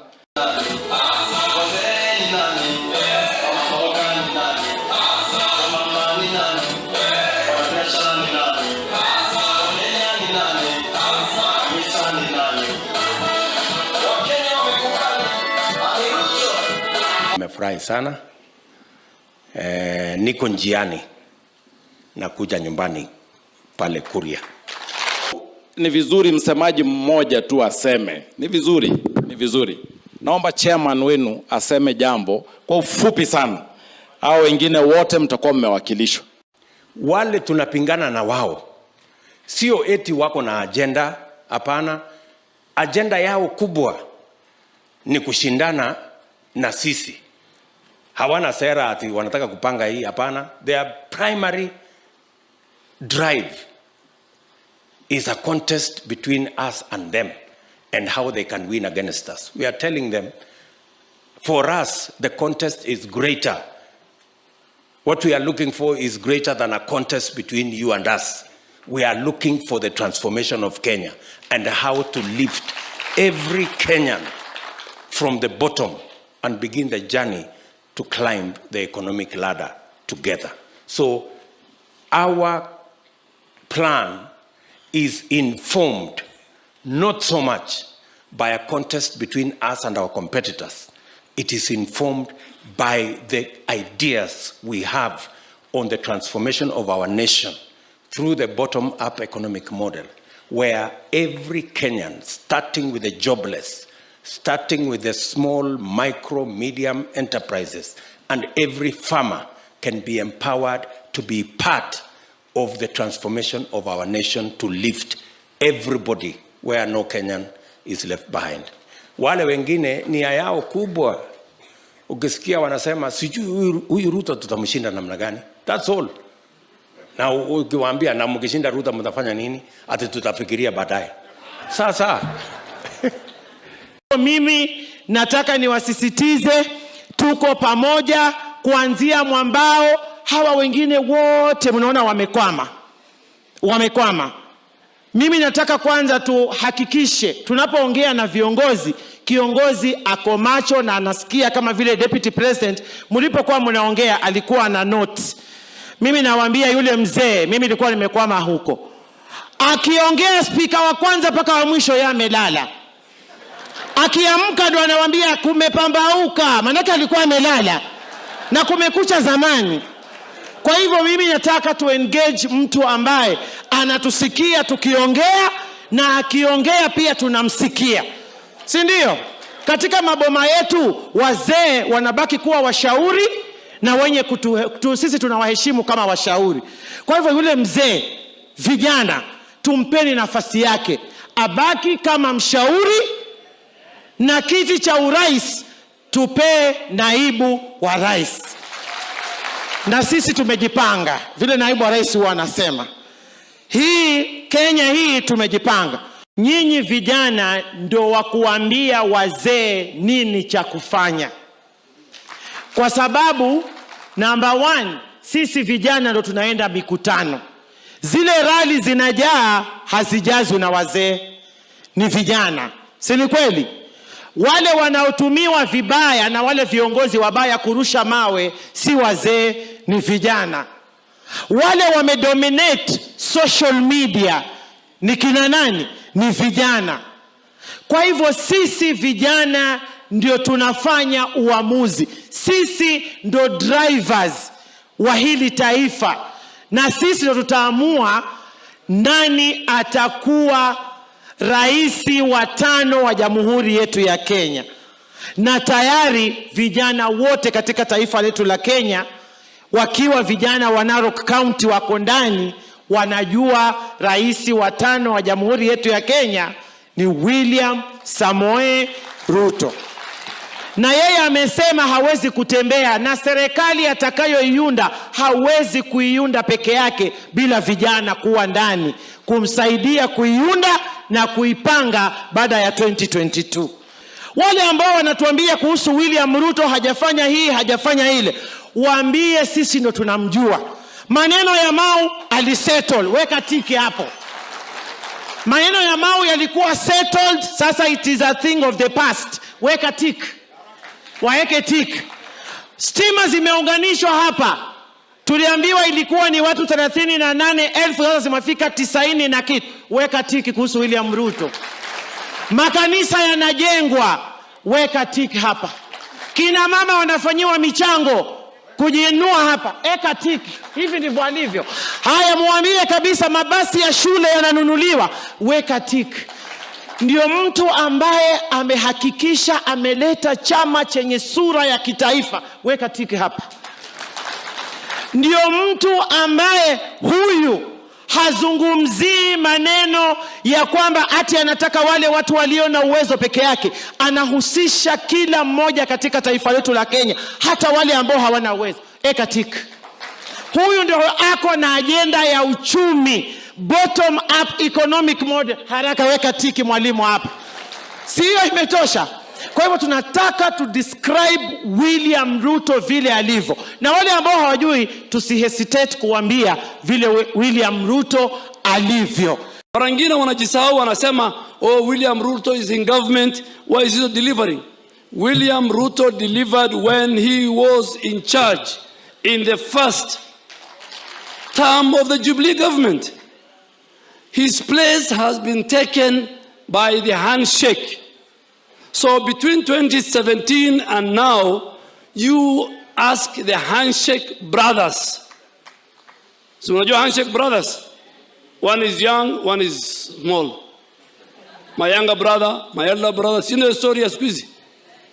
So tafadhali, sisi tumewapatia sera, tumewapatia plan, tumewapatia chama ya kitaifa, a national formation ambaye haina ukabila, haina ubaguzi, haisemi eneo umetoka, because we believe in the unity of our nation. Mimi nikiwaomba, and I am really talking to our competitors, I really want to beg them, don't make William Ruto your agenda. Whether he started campaigning 4 years ago is none of your business.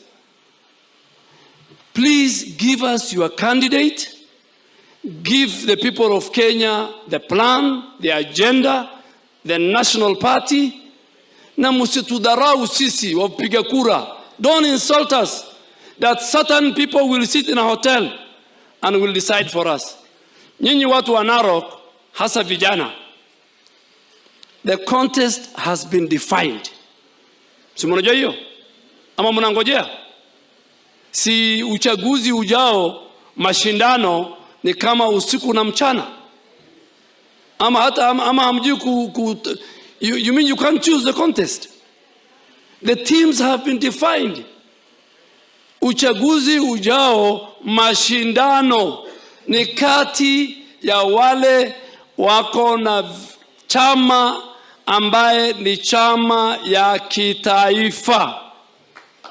Ni kati ya wale ambao kama sisi tuko na agenda na sera na tuko na candidate ambaye anajulikana, ana track record. Na upande mwingine tuko na watu ambao bado hawajaamua kama watasimama. Hawana sera, hawana mpango, hawana chama, wanangojea interview. Lazima mjadala wa nchi yetu tukienda mbele lazima ibadilike. Na lazima iwe ni mjadala wa kusaidia Wakenya wale wako wengi katika mashinani. So tuko na agenda, tuko na sera. Pia tuko na mipango ya kuunganisha Wakenya wote kupitia Hustler Movement, bila kubagua eneo wanatoka, biashara wanafanya, dini ambaye wanaamini, kabila lao. Tumesema sisi zote tuko Hustler Movement. So we have an agenda. We have a plan. We have a candidate. We have a movement. And we have a serious national formation in the name of the United Democratic Alliance. Sasa ukikuja upande hii mwingine, they have no plan, they have no agenda, they have regional and tribal formations, they have no candidate, and the only agenda, until last night I saw Baba on TV, the only agenda they have and the common denominator in their politics is one William Samoei Arap Ruto. So from morning to evening, they don't discuss their plan. From morning to evening, they don't discuss their agenda for the people of Kenya. From morning to evening, they are in hotel boardrooms. Nyinyi mjawahi kusikia Kenya ambaye wale wanataka kuwa rais ati wanaenda kufanyiwa interview uko Safari Park? Nyinyi mmewahi kusikia? Ati leo sisi tuko hapa tunauza sera, tunauza plan, tuko nauza candidate, tunauza chama ya kitaifa, lakini hawa wameitwa Safari Park ati wanafanywa interview na watu wengine. Na hii uchaguzi imejulikana sasa ni kati ya William Ruto na huyo mtu ya kitendawili. Nani nyinyi mtapigia kura? Nani mtapigia kura? Huyo mtu ya kitendawili hakuna mpango wako naye. Amekuja kwetu pale Nyeri juzi. Watu wamejaa. Grupu moja ilikuja kuona ile mtu alingoa leri. Oh, yule ndiye alingoa leri. Ni yule. Grupu ingine ilikuja kuona ile mtu amejiapisha. Grupu ingine amekuja kuona ile mtu alipindua serikali ya Moi. Grupu ingine imekuja kuona ile mtu alihangaisha Mwai Kibaki. Grupu ingine imekuja kuona ile mtu ameharibu Jubilee. Watu wamejaa pale. Anafikiria ni wafuasi wa? Kumbe wamekuja kuona ile mtu ameharibu Kenya. Wanataka kumuona kwa macho, ndio hakiki. Yeye anafikiria ni kura zimefanya nini? Sasa kuja pale kuulizwa plani yako ni gani mzee? Sema TB. Plani ingine tialala. Plani ingine ria. Sasa nyinyi watu ya Narok, hata kama ni nini, tunaweza fuata mtu kama hiyo? Sisi pale tumemwambia Rais Uhuru Kenyatta, na ni mkubwa wetu, tunampenda. Tumemwambia rais, wewe kama unataka kuunga hii mtu mkono, upigie kura yako na watu yako. Lakini yetu tumejipanga na William Ruto. Pale Kiambu tuko na kula 1,200,000. Yote ni ya huyu William Ruto. Pale Murang'a tuko na kula 1,700 ni ya huyu William Ruto. Pale Kirinyaga tuko na kura 350 ni ya huyu William Ruto. Pale Nyeri tuko na kura 500 ni ya huyu William Ruto. Pale Laikipia 250,000 William Ruto. Pale Nakuru 1,000,000. Yote kwa jumla 7,000,000. All these young people here from Narok County, as you have said, are our present and the future of our country. And I want to urge you today, please make sure you urge all your younger brothers and sisters to register as voters and have their say next year as to how you want this country to be governed and how you will secure your own future and the future of our country. Na nataka niwaambie nyinyi kama vijana,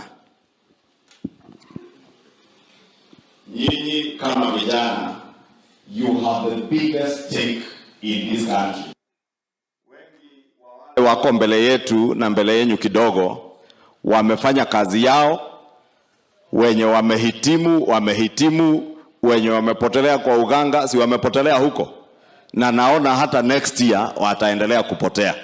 Sababu tumewaambia hawana plan, hawana agenda, na tukiwaambia watafute agenda, wanaenda kujipanga kwa mipango ya vyama vya ukabila. And that's why we said for many of us in this country that we will look at a leader who has a track record, a leader who we can count what he has done, especially for young people. Sisi watu ya Narok mwaka huu kutoka Ugwethe mpaka Suswa tumeamua ni hustler nation. Na kama tumeamua, Your Excellency, unajua kwa hii timu yako na hiyo timu yako yenye uko nayo hapa, kuna wale wengine kama mimi ambaye nilikuwa nimekwamia kwa mtu ya kitendawili. Kuna wale wengine ambao walikuwa wamekwamia kwingine. Lakini mwaka huu tutafagia ile kura yote kutoka Transmara, Emurua Dikir, Narok West, South na North. Na nataka niambie nyinyi vijana, hii ni wakati yenu. Wanategemea sisi. Chama muingie chama kama siaf. Chukua kura kama siaf. Piga kura siku ya kupiga kura kama siaf. Wanangojea ngong ati ya kusaidia upige kura ama uregister. Nyinyi serikali ni yenu. Ama mnataka tuzuie nyinyi? Sisi tumeenda kando, nyinyi tawala, nyinyi peleka hasla, kwa sababu hasla amesema tuanzie bottom tukienda wapi? Tunaona wapinzani wako wakizunguka Kenya mzima. And the only agenda ambaye tunasikia wapinzani wako wakizungusha ni namna ya kukukataza uingie State House. That is the only agenda mimi ninasikia. Wakizunguka wanasema tunataka kuzuia hasla. Wameungana wakiwa 7. Agenda moja yao kubwa ni kukataza hasla kuingia State House. Na Your Excellency, sisi tunakufuata, tunajua sera zako ni ya kuinua uchumi ya watu wa Kenya. Na tunakushukuru sana. Na kushukuru pia na kukupongeza kwa sababu wakati ulipoanza story ya bottom up, watu walipiga kelele na tuliwasamehea kwa sababu ni kuelewa hawaelewi. Hawakuwa wanaelewa. Lakini umeingiza narrative ya bottom up, hata watoto wadogo sasa wanajua bottom up ni nini. Na walikaa pale pembeni, sasa wao wamechanganyikiwa, wote wanaongea maneno ya bottom up. You are a pace setter, Your Excellency. All these years tumepatiwa story which is neither here neither there. Ati kwa nini Raila anapata kura Narok and not the others? Tumeusiwa uoga. Mao. The story of Mao had been sorted and it is behind us for the last 2-3 years ago. It should never be a story, an issue ambayo tunakubali kuuziwa. Tunaelewana? In fact, kama kuna story up to do with the land that tungekuwa tunaongea mambo ya Kedong. It is a issue ambayo wamaase wetu wamefurushwa. It is their land, lakini wamefurushwa mchana. And why don't they want to talk about it? We have been taken as fools. We will no longer at any given time buy lies and fear. I'm saying this because tunapoenda tunaambiwa ati tumeambiwa William Ruto sijui nini story ya Mao. We are not buying it anytime soon anymore. Na sisi vijana, we stand a chance to change that narrative. Mheshimiwa Rais, tunakutambua sana, tunakupenda. Karibu sana nyumbani. Wale wote ambao wanang'ania viti tofauti kwa kaunti hili. Mazungumzo yetu tunaanza na mwenyeji atukaribishe Samuel Kardale, tafadhali kuja. Hawa wanafunzi wanatoka side moja. Chama cha UDA. Jambo la pili, Mheshimiwa Naibu wa Rais, tunaomba uko na support ya vijana wa Narok. bado mko na uwezo wa kutusaidia pale bungeni. Hatuwezi ngoja hii mpaka 2022. Mambo ya fertilizer yezi ngoja mpaka 2022. Wakulima ni shamba zao. MCAs wote ambao wamekuja hapa, ingalao wengine wameenda kuandaa. Asante sana. Naibu ya Rais. Jameni, mbona sauti iko chini? Vijana. State House 2022. Na mimi nataka nikuambia kwamba imebaki tu masiku 200. Kwa sababu umeamuka ukasema kwamba unataka kuamsha wale watu wanyonge. Tunataka mtu mnyonge.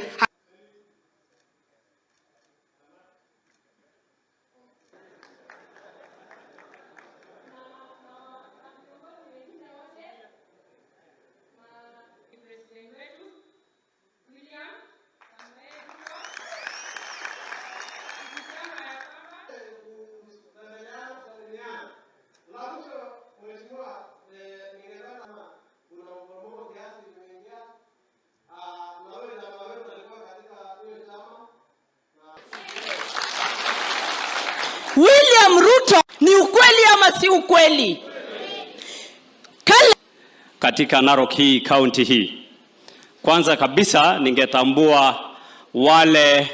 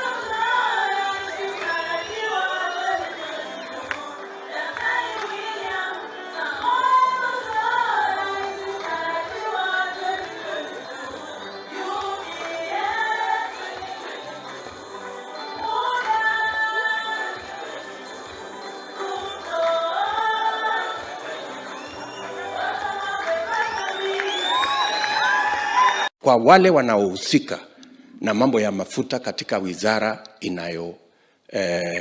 ya mambo ya petroli na mafuta, ile cartel ya ufisadi iko pale, ndio inasababisha bei ya mafuta hapa Kenya kuzidi bei ya mafuta Uganda, na hiyo mafuta inapitia Kenya ikienda Uganda. Jameni, unaweza kutueleza vipi ati bei ya mafuta hapa Kenya mahali ni karibu na mahali mafuta inatoka iko bei juu kuliko Uganda, na Uganda inachukua mafuta kutoka hapa kwetu? That is the explanation that Kenyans want to know. The corruption cartel at the Ministry of Petroleum should explain to Kenyans why dealers have increased their profits from 9 shillings to 12 shillings. Why the ministry is protecting the whole market and operates now like a cartel that is hurting the ordinary people of Kenya, to the extent that fuel products in Kenya are more expensive than fuel products in Uganda, and yet the same fuel products come from the same destination, pass through Kenya before you go to Tanzania, or even you go to Uganda. The people at the Ministry of Petroleum have questions to answer, and the corruption cartel in the Ministry of Energy must be broken for the prices of fuel products to come down. We must say it unequivocally that there is no other reason. It is not even about the taxes. It is about the corruption in the Ministry of Petroleum that is aiding a few companies to make super profits while the ordinary citizen in Kenya is suffering high prices. The cartel at the Ministry of Petroleum Products must be dismantled for fuel products, their prices to come down. And we expect it to happen yesterday. We do not expect it to continue because there is no reason why fuel products in Kenya are higher in terms of price than in our neighboring countries. Yet, the fuel products pass through Kenya to those other countries. So watu wasiendelee kutupigisha story ati imekosekana mtu ya kujibu. Inakosekana mtu ya kujibu namna gani? Na tuko na a whole state department that is responsible for matters to do with petroleum in Kenya. So we want first the market must be liberalized. We cannot continue to have a market that is protected for the benefit of a few people making super profits and millions of Kenyans suffering at the hands of a few companies that are making super profits and are being protected by a cartel at the Department of Petroleum in the Ministry of Petroleum and Mining. We must dismantle that cartel. Najua Your Excellency, wewe unazungumza kuhusu bottom up na unakasirisha watu wengi. Wacha nikuambie serious siku ya leo. Watu wanakasirika sana sana ni mabroker. Sababu brokers don't believe in work. That is why you can hear them criticizing the wheelbarrow. Najua wheelbarrow ni ishara ya kazi. Na kama kuna kitu broker hapendi ni kutoa jasho. Yeye anataka kula tu ya wengine. Na ndio uliona wengine mimi nilikuwa naona wamekaa kwa hoteli, mnafanya makosa ati mnawaita billionaires. Those are not billionaires. Those are brokers. Unajua billionaire ni mtu anafanya kazi yake mpaka inaonekana inajulikana. Lakini watu wamekula tenda ya Kenya kutoka 1963 mpaka saa hii. Those ones cannot be referred to as billionaires. Na ndio maana hawataki history yako. Because wewe unaongea unasema we want an economy that is going to work for all the 47 million Kenyans. Those ones don't believe in such things. Hawa wanataka hawa wafanye kazi, wakiona wananchi hivi, wanaona ni punda zao za kazi. Wawakusanyie ushuru, hawa wakuje waikule 10% ikiwa hapa Nairobi. Halafu wangojee kila uchaguzi, wanasponsor kama mtu. That's why hii uchaguzi wamekaa hivi wakapima. Unajua zamani watu walikuwa naona ni kama huyu mzee Raila ni mtu anazungumza mambo ya mwananchi. Lakini Uhuru amefundisha watu siri kwamba ukitaka Raila anyamaze unamjazia chakula kwa mdomo. Hasa mabroka nayo wamejua siri hiyo.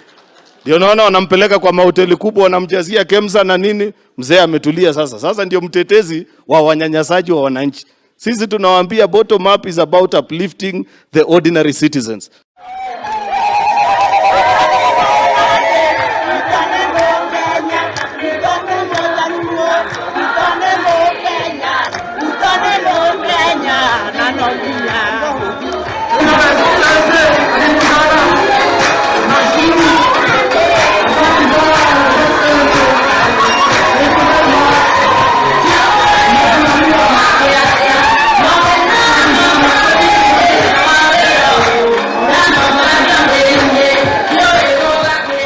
Wambi, Jimna. Karibu. Tumpigie makofi kama anakuja. Neno la Mungu kutoka kitabu cha wa 3 na wa 9 na nitasoma from first King. Lakini mstari wa 6 umesema Daudi yeye alijivumilia na aliendelea kumtegemea Mungu. Asifiwe. Daudi pale, nataka kumalizia. Daudi pale mmoja anaitwa Daudi. Na Biblia imesema Daudi wasiweze kuvuka kijito kile. Bwana Yesu asifiwe. Amen. In Jesus name. Todo na deputy president na mutumia wake. Gizetia hoya Ngai. Nataka Mungu amesema ukifikia na utaweza kukirudisha. Bwana Yesu apewe sifa. Waliokuta mji umetekezwa na wanawake watoto wao. Jina social media. na nasikia akisema alitetewa na president na twe thutha wa kuhasura nation, twe thutha wake. Naibu wa Rais Senator Kang'ata. Daudi akamwomba Mwenyezi Mungu shauri, je, genge hili lilifuate? Na je, ningeomba, sababu kuna watu wale tunasaidiana Kangali, wakisimama waandika maendeleo ya wanawake, mwathani agocwo. Tukoiga ni tukwenda deputy president aka. So majina naitwa Gibson Kamande from Muthithi Kegumo. Na wanaume 600 ikabidi warudi kwao kwa sababu Wafilisti walisema. Na vile umeona Bishop urefu wake ni kama yangu. Nitasema machache on behalf of churches from Kegumo. Jina langu wachungaji, ili aende akaombe Mungu ajue kama atakubarika kuendea kile ko hapa na wale hawako hapa. Nia yao huwa ni moja, nia yetu.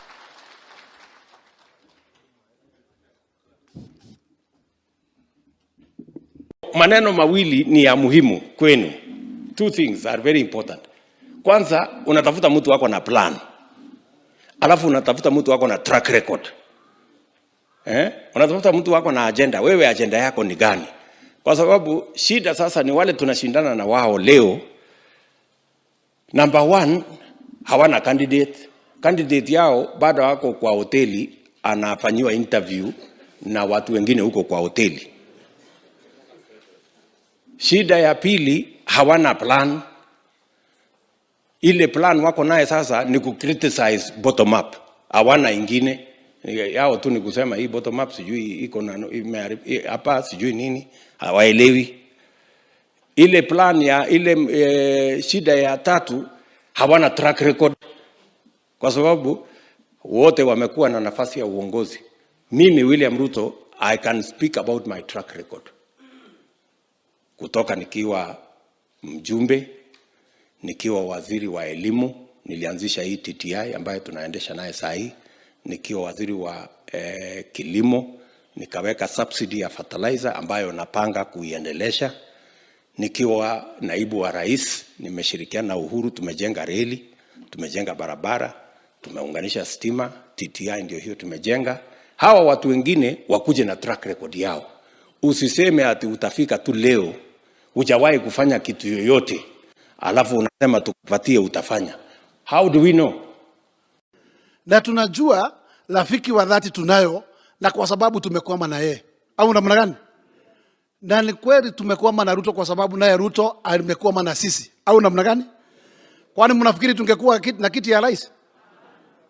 Mnakumbuka when Ruto was very categorical and he said during a daytime in politics he cannot play guesswork. Au namna gani? Na alisema mimi sitauliza hiyo kubwa. Wewe Mudavadi na Uhuru ng'ang'anieni hiyo. Mimi mniache hapa chini. Lakini huyo mzee mwingine, hiyo rafiki yenu unamuona watembelea huko. Wakati aliona muona si alitoroka usiku. Na akahama. Lakini huyu ndugu yetu alihama. 50+1 tunataka kutanganyana tungepata. Mtu wa kujazia kikabu halafu sasa badala ya kurudisha mkono kwa njia ile njia ya kunyorosha mkono, wewe unataka kumrudishia kikabu na mawe. Hiyo ndio shukrani? Sisi ni watu wa Mungu. Na kwa sababu nimesikiza pastor wa leo asubuhi, na vile alitupeleka wegore hagona ke na wega dore hagona u. Kama kuna mtu tuliambiwa tupeleke nyumbani apumzike, alafu wa Mungu tuambia siku gani, huyo mzee alirudi kuwa sio mtu wa aina hiyo mlituambia. Alafu unaona marafiki wangu wengi wakituambia ilikuwa ni siasa wanapiga. Kwa hivyo kuna watu wanatutanganya kwa siasa ati mtu wa aina fulani. Alafu sasa hivi wanataka kutuambia wamemuosha, sasa amekuwa ni mtu safi kabisa, sasa ni ndugu yetu. Hiyo tutakubali? So yangu ni kuambia jameni, kwa sababu najua senator atanipa dakika chache sana, ni kwamba tusimame gagare na tusimame imara. na kama tunataka kuheshimika miaka ijayo, sisi kama nyumba ya Mlima Kenya tusimame mahali tuna haki ya kusimama, na tunajua ni nani alitujazia kikabu, na wakati wake umefika tumjazie nini kikabu, tulipe uzuri kwa uzuri, au namna gani? Lakini nawauliza ndugu zangu, tusipofanya hivyo kweli, kwa macho ya Mungu na kwa macho ya Kenya na dunia, tutaonekana kama watu wa heshima? Kwa hivyo mimi nawauliza, hata ukiangalia kitu inaitwa tu boga zile zinauzwa na William Ruto ni za mkulima wa chini, au namna gani? Na bottom up ni ya kuinua jamii ndogo, na sisi ni wakulima ndogo, kwa sababu ukienda Muthidi, na ndugu yangu Kazo na MC wa Muthidi anajua, tushamba tumekatakata, kila mtu akona less than half an acre, na hapo ndio ng'ombe iko, hapo ndio mti ya kahawa iko. Wale watu labda wananusuru kidogo ni watu wakangari juu, kwa sababu shamba kidogo ni bana kidogo, na hata kule vizazi zikija zingine watakatakata nao wae na nusu ya majani chai. Lakini kama hatutakuwa na mtu wa kushikilia vizuri, mtu wa kushikilia mkulima huyo, hapo kwa kanusuweka kweli kuna kitu utapata. How does a listed public company become a state project? If you want a better definition of state capture, that is the first definition of state capture. Before you make KPLC a state project, you must disclose to Kenyans who are the private equity holders, the largest private equity holders in KPLC. 2, disclose to Kenyans. Without the game of musical chairs, you are forming committees and task forces to deal with independent power producers.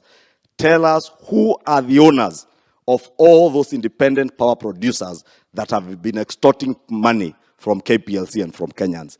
Mukifika hapo, sasa mtatuambia you are dealing with a problem. Otherwise, mnatuchezea akili, mukifikiria hatufikiri. And that state capture is what has destroyed our economy. An economy Mwai Kibaki left in a very good state. Today, we have brought it down to its knees. Sababu ya kitu tunaita state capture. Mimi ni kama samaki ametupwa ndani ya maji. Sababu agenda ya bottom up model katika dunia yote is pro common man, and is an agenda of equality and prosperity of the common man. Kwa hivyo, Your Excellency, the choice of this agenda, this model, I can count you as one of the few brave African leaders to follow that route. I'm saying so from the labor world. Sababu ukienda US, all the labor unions work on a Democratic Party. Sababu Democratic Party will always talk of bottom-up, middle-out economic model. Sababu in those economies, matachiri wameshikilia kila kitu huko juu, na umeweka msigo kwa watu wa kawaida. Na kura ya 2022 haitakuwa kura ya siasa, itakuwa kura ya kufanya mapinduzi ya uchumi ya kila mtu katika Kenya. Sawa sawa. Na sisi wafanyikazi, na unajua mimi naheshimiwa sana na wafanyikazi, tuko na wewe 100% kuhakikisha kwamba wewe umechaguliwa kama rais. Na within 100 days, vile Kibaki alifanya, within 100 days, Kibaki alipatia watoto wa Kenya free education, si ndio? Na tukawa na CDF, si ndio? Tukawa na small medium enterprise kama bodaboda, si ndio? Na tukakuwa na katiba ile imetoa ngatuzi. Your Excellency, we want to believe that you will be a record breaker as the 5th president of the Republic of Kenya. You will set an agenda that will never be broken by anybody in terms of improving the economy. The elections of 2022 is about the economy, the economy, the economy. And United Democratic Alliance, as I finish, I believe it is going to be the most stable political party that will see every generation of elections in this country. Ndio tukue na agenda mzuri ya kuendesha nchi. I want to respond to the people meeting in hotels, thinking that they will make a decision for us, 40, 50 million Kenyans, na tunatarajia the votes will be 26 million voters. You meet in Safari Park, alafu you go to Mombasa, then you go to some other places, thinking that you will make a decision regarding how we shall cast our ballot. My friend, I think that is a strategy that applied in 1963. That strategy cannot apply in 2022. We are making our decision regarding our vote. Ni sisi tutaamua wenyewe mahasra, na tumeshasikia maneno ya bottom up. Kuuda uchumi kuanzia chini kupeleka juu. Pesa iingie mashinani, watu vijana, na nimeona hiyo kijana ya university hapa, vijana wapate ajira, mama mboga kazi yake ipate fedha, vijana wa bodaboda waache kuwa criminalized. You know, even they cannot do their business because every time the police are there, even making the environment, quiet and friendly, like even releasing all the boda. Your Excellency, my boda, half of our boda bicycles are in the police custody. You even wonder, how are they even bothering with small business people? Mama mboga saa yote anasukumwa na watu wanasemanga kajo. County government was supposed to be coming with more friendlier laws and environment. Ndio mtu mama mboga mwenye kiosk akiripa anajua services are also being rendered, and that there is accessible money through which we can build more businesses, more enterprises, kutoka chini kwenda juu. Now they cannot understand this language. We need people who will put governance mechanisms in place to take money back to the owners of the money of the country. Na hawa wananchi, hawa wa Kigumo, hawa wa Mombasa, hawa wa Masabit, hawa wa kila pahali ndio wananchi. Nuona wananchi na nitokwenda definition ya wananchi na wenye inchi. Tunataka hiyo definition, Your Excellency, kwa sababu kuna watu wamefikiria inchi ni yao. Sisi hatujui, tunajua, and we know what we want. We know the good leadership. We can identify. Uwezi kuwa baba yako alikuwa, sasa ndugu yako ndiye nini, mwingine sasa huko upande mwingine baba miaka 24 na unafikiria sisi ni wanjinga. Hasa ona kutaki thiite wega na kutiari kwega. Huyu naibu wa Rais Ruto ni mtu ambao ako na ahadi, na akiahidi ameahidi, na akisema atafanya. Ndio sababu slogan yake ya kwanza ilikuwa kusema na kutenda, na kwa kweli alisema na akatenda. Na saa hizi watu wote wamepangana, wanaume wote wa hii dunia, vigogo wa siasa, ili wajaribu kupambana na yeye. Kwani wanaume wakienda kukusanyika wapambane na mwanaume moja, si huyu mtu ni ndume kabisa? Na ni kwa sababu ya nini? Yeye ni mtu ambao anatetea hustlers, yeye ni mtu ambao anatetea Wakenya wote. Ukiona naibu wa rais akisimama kwa address media ama akisimama kwa address wananchi, nani ako na yeye? Nani anamshikilia mkono? Alice Wahome kutoka huko kwenyu, kina Kangata kutoka Central Kenya, kina Aden Duale ambao wanatoka mpaka ya Kenya na Somalia, kuna Nanok mwenye anatoka mpaka ya Kenya na Sudan, kuna kina Washali na kina Dida Barasa ambao wanatoka mpaka ya Kenya na Uganda, kuna mimi Sankok na wengine ambao wanatoka mpaka ya Kenya na Tanzania, kuna wale ambao kina Osoro ambao wanatoka karibu na ile Lake Victoria, kuna kina Jichopevu na kina Aisha Juma ambao wanatoka huko Coast. Kwa hivyo huyu ni mtu ambao amebeba Wakenya wote pamoja. Hebu sasa twende kwa ile kamati ya roho chafu, ile kamati ambao tuungane tusiangamie, ile ambao wanapingana na huyo ndume. Raila alipata nafasi ya kuwa na minority leader in Senate. Nani minority leader in Senate? Orengo kutoka Siaya. Nani minority leader in National Assembly? John Mbadi kutoka Homa Bay. Nani chairman wa finance? Ni Gladys Wanga kutoka huko Nyanza. Nani wakili wake? Omolo Otiende, TJ Kajwang. Everybody ni chama ya kikabila.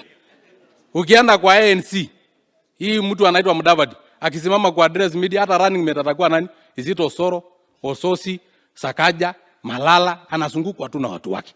Ukiangalia hii mwingine anaitwa Kalonzo Musyoka, utaona tu Mutula Kalonzo Junior, Kimilu, Mbui, hawa watu unajua tu hawa watu Wajana Wetangula kwa sababu hiyo ni village party. Hako na senator moja na niye mwenyewe. Kwa hivyo hata hatuwezi ongea mambo hiyo. Kuna kingine anaitwa Mangidi.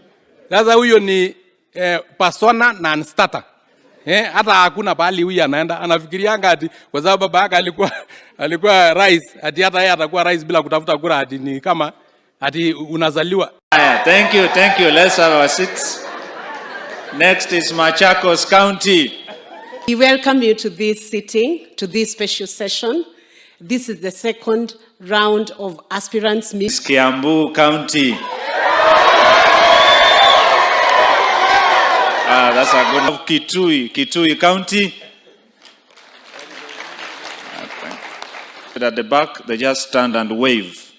Our secretariat, kindly stand and wave. My name is Odanga Nation, currently serving for this great party as the executive director. All the stakeholders in the party present today, let us have a robust discussion that will take our party ahead. For those very few remarks, I want... Your Excellency, the Deputy President of the Republic of... You put into your ears for transmission to others. Thank you so much. The party growing at this rate. We are approaching a membership of about 3 million members, and we are so excited. And then it goes like that. Kwa hivyo kuitikia ni rahisi sana. Wachakuliwa hapa na nyinyi mnao tengemea vile vile kuchakuliwa. Wacha niwapatie ujumbe wa ofisi ya... Kama wewe ni Mkamba, ni rahisi kusema wewe ni chao. Na ile ingine inaenda namna hiyo. That's why we are all here to chart that path. And I believe we have what it takes. I believe His Excellency... Wande tomba tutonya UDA. Tomba fifi wenako. Wande tomba tosiagoka. Nagawa kora mondonia. Gakawanda katonya UDA. From us, some didn't.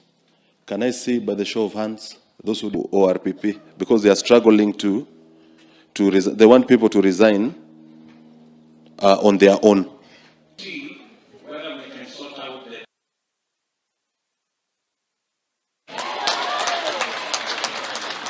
We cannot tell whether you're an aspirant in Nyandarua or Nakuru. So unless you register, then after December, when people are resigning, we will upload all of them.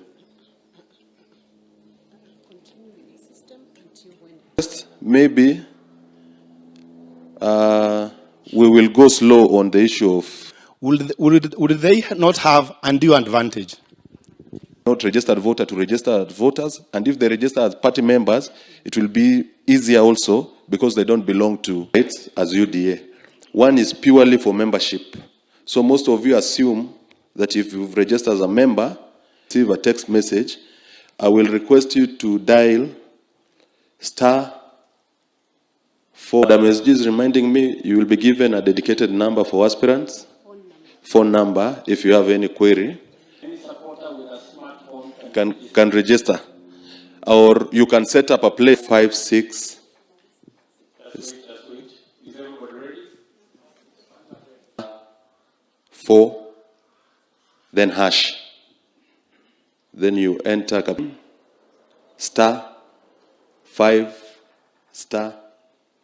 *4 mass, because we also sent a message to those people who had paid, but some of them. And once you've registered, you'll also get a password. Play full game in the e-citizen, because you have to resign as an individual. They've received a text message immediately to tell them to log in into our UDA portal. ODM and Jubilee were trying to drag the application of go live on the 25th of October as a pilot, maybe for a week. We will let you know, because the office of RPP are not able to cope with the number. IEBC have released a timetable on the places where they will be registering voters.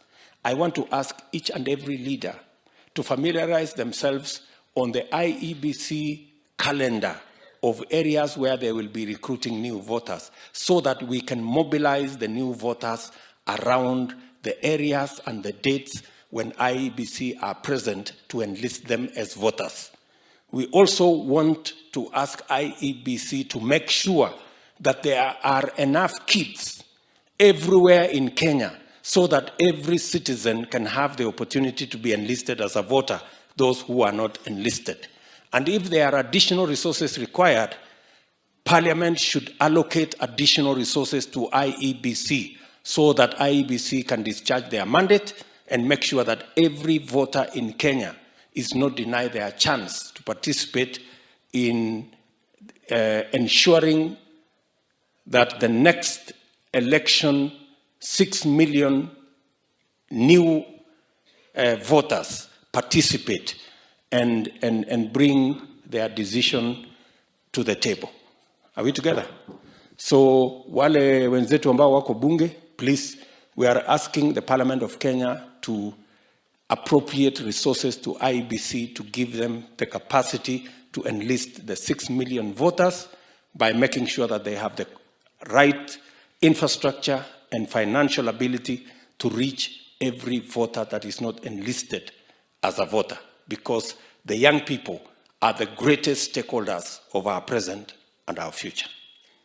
Nafikiri nilikuwa nataka niseme hivyo for purposes of making sure that we communicate from this meeting that we are concerned about the registration process and we want a chance to be given to every young person. We must build our agenda on matters that are dear to the people of Kenya, right?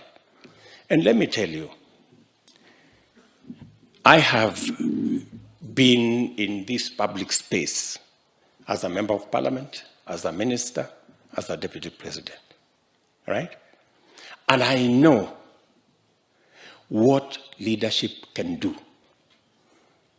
because I am a practitioner. Many of you maybe are new politicians and you can benefit from my experience.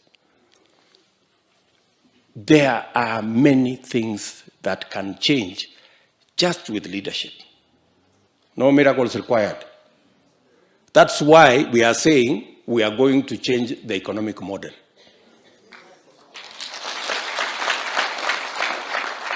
We changed the model of constructing roads, we got results. We changed the model of connecting electricity, we got results. We are changing the model of the economy. I promise you, we will get results. If you look at the book of Psalms 133, verses 1, 2, and 3, it says, how good and how pleasant it is when brethren dwell together in unity. Yeah? And in fact, verse 3 of that Psalms 133 says, God commands a blessing where there is unity. As the team leader of this team, I want this team to be knowledgeable about where we are. Mimi sitaki, kuna watu wanasema they are cows to other leaders. Mimi, I don't want no cow. Sijui kama tunaelewana. There are people who are following others blindly. I don't want nobody to follow me blindly. I want us to agree that we are going this way and everybody must reasonably understand that we are going this way for this reason. I have told you, number one, you have made the right decision to participate in the politics of your country. Number two, you have made the right decision to join UDA. Do you understand?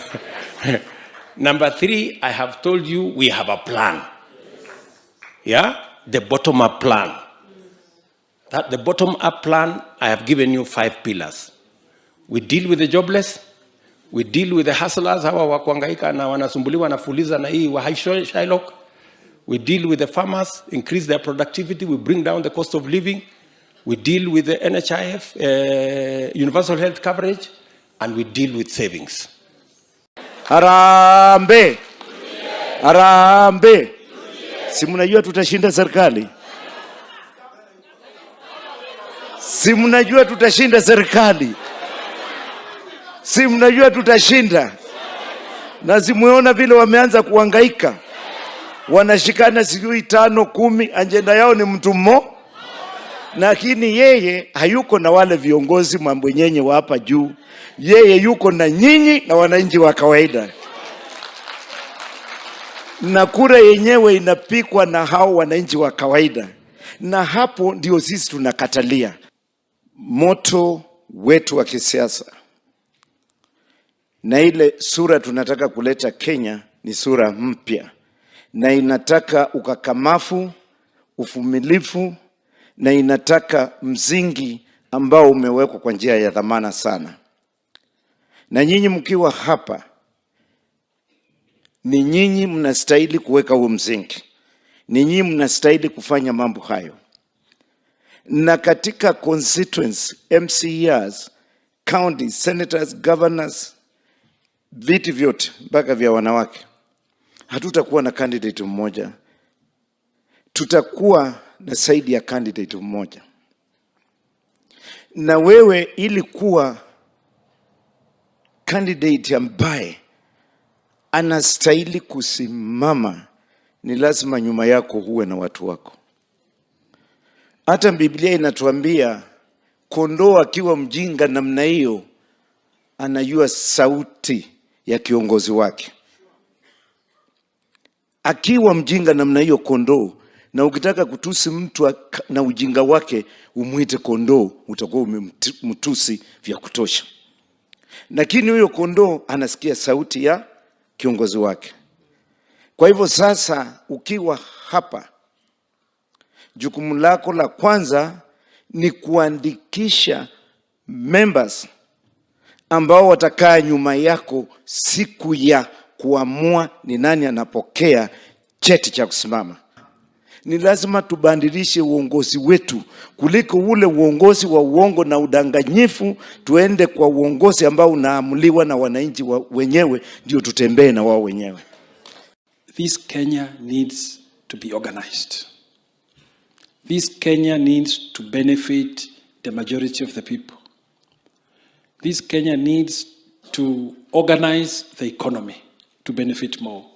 The politics have to change from what has been there to now. It looked like the old Kenyan politics was about a suit and a tie and an interview. Then we have a president whom people elect, but the president that has already been chosen beforehand. And of course, even MPs, even governors chosen beforehand. But this is a politics that the carrier of the vision which UDA has is moving with.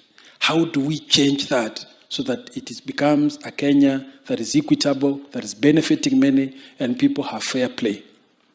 Politics is about interests. And you've been told by the vision carrier, it's about interest. What is our interest being in UDA?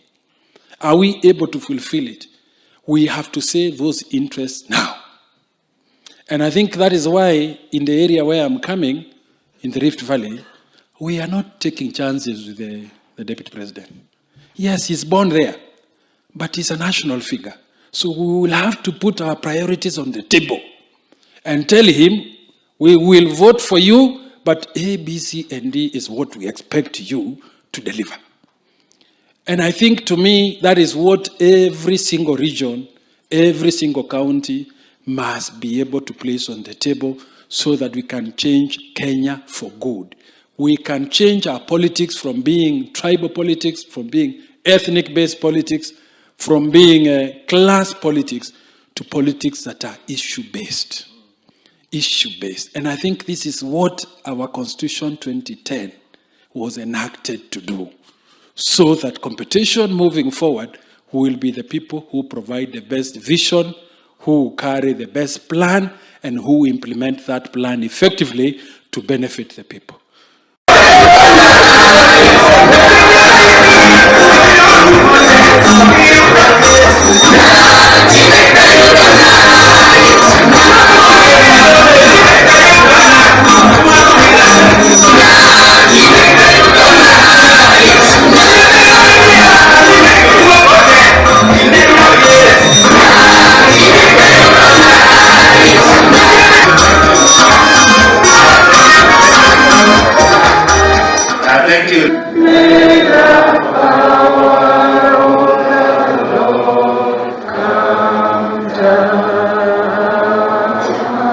To sit with you in the throne, my Father, we ask for mercy. Remember mercy in our lives. Kisii County. Wow. I want to say, when I say UDA, for me has been Boka ni Boka. That one has been easy to pick. Kakamega County, makofi. Next nation. Tukisema Hustler Nation, tunasema William Samoe. Kazi ni kazi. Hustler Nation. Nation. Nikisema Harambe, mnasema UDA. Tukisema UDA.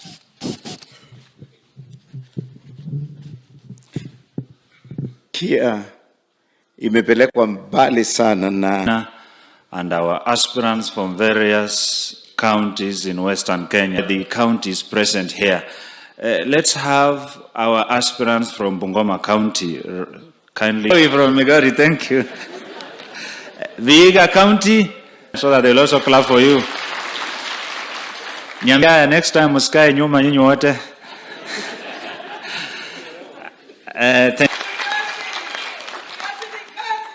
Thank you, Kazi Kazi, Homa Bay County. First, thank you in person for finding favor to consider me as an assuring you we are going to work. And I want to speak to our people. It's good and all the time.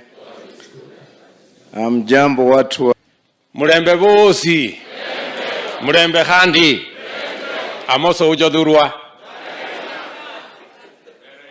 Jodurwa untie. Mbuya muhoyere.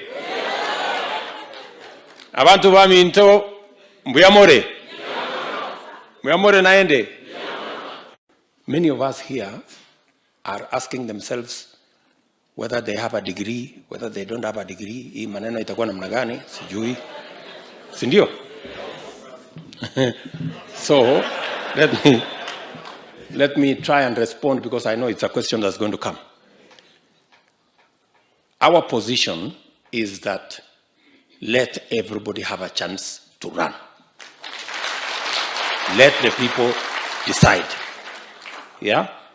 Education is very good. It is very good. And it must count for something. You know?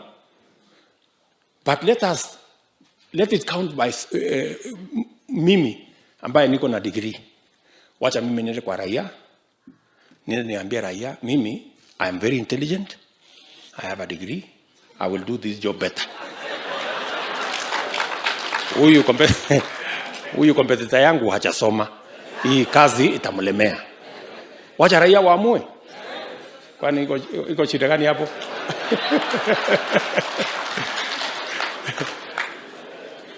Si namna hiyo? Yeah. Na ule ambaye hana degree atajua vile ya kujitetea. Na akijitetea akushinde sasa problem.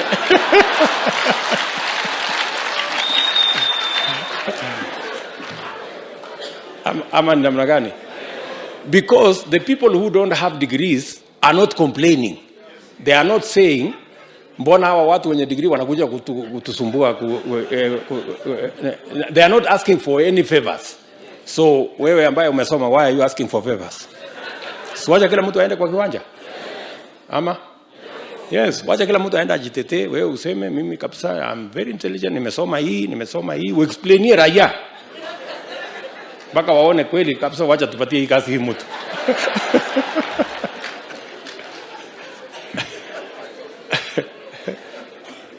Si ndio? Kwa sababu tunasumbuana bure.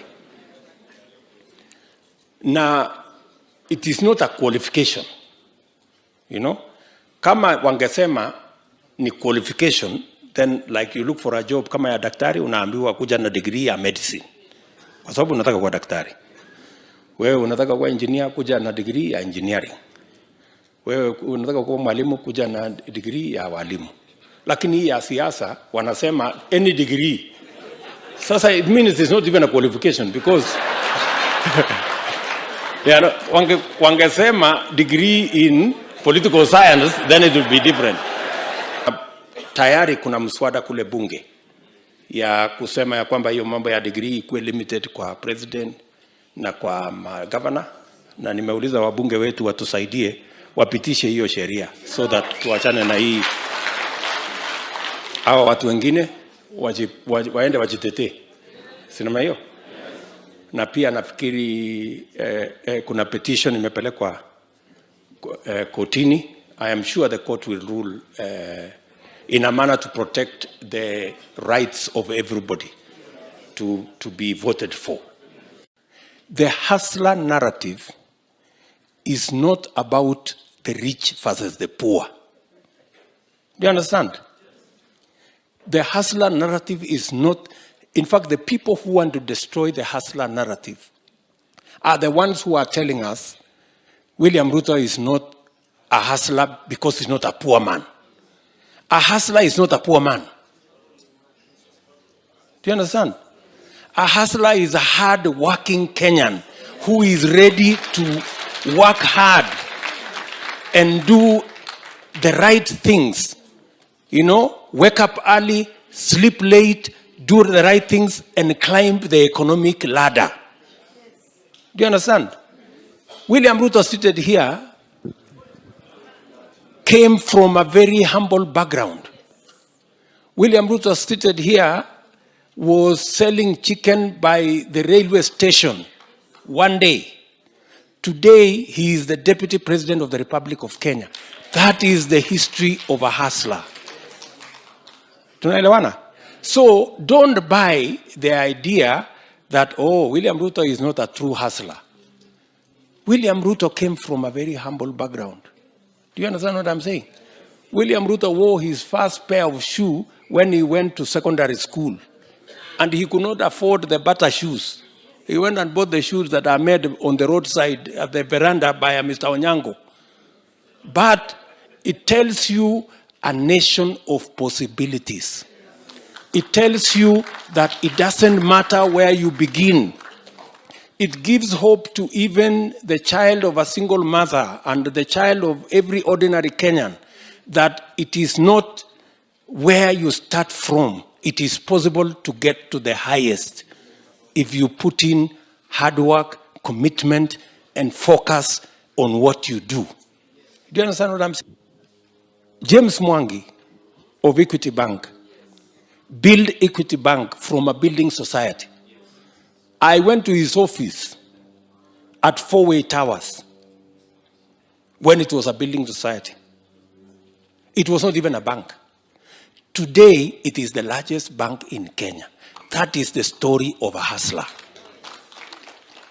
Do you understand? Abraham Lincoln,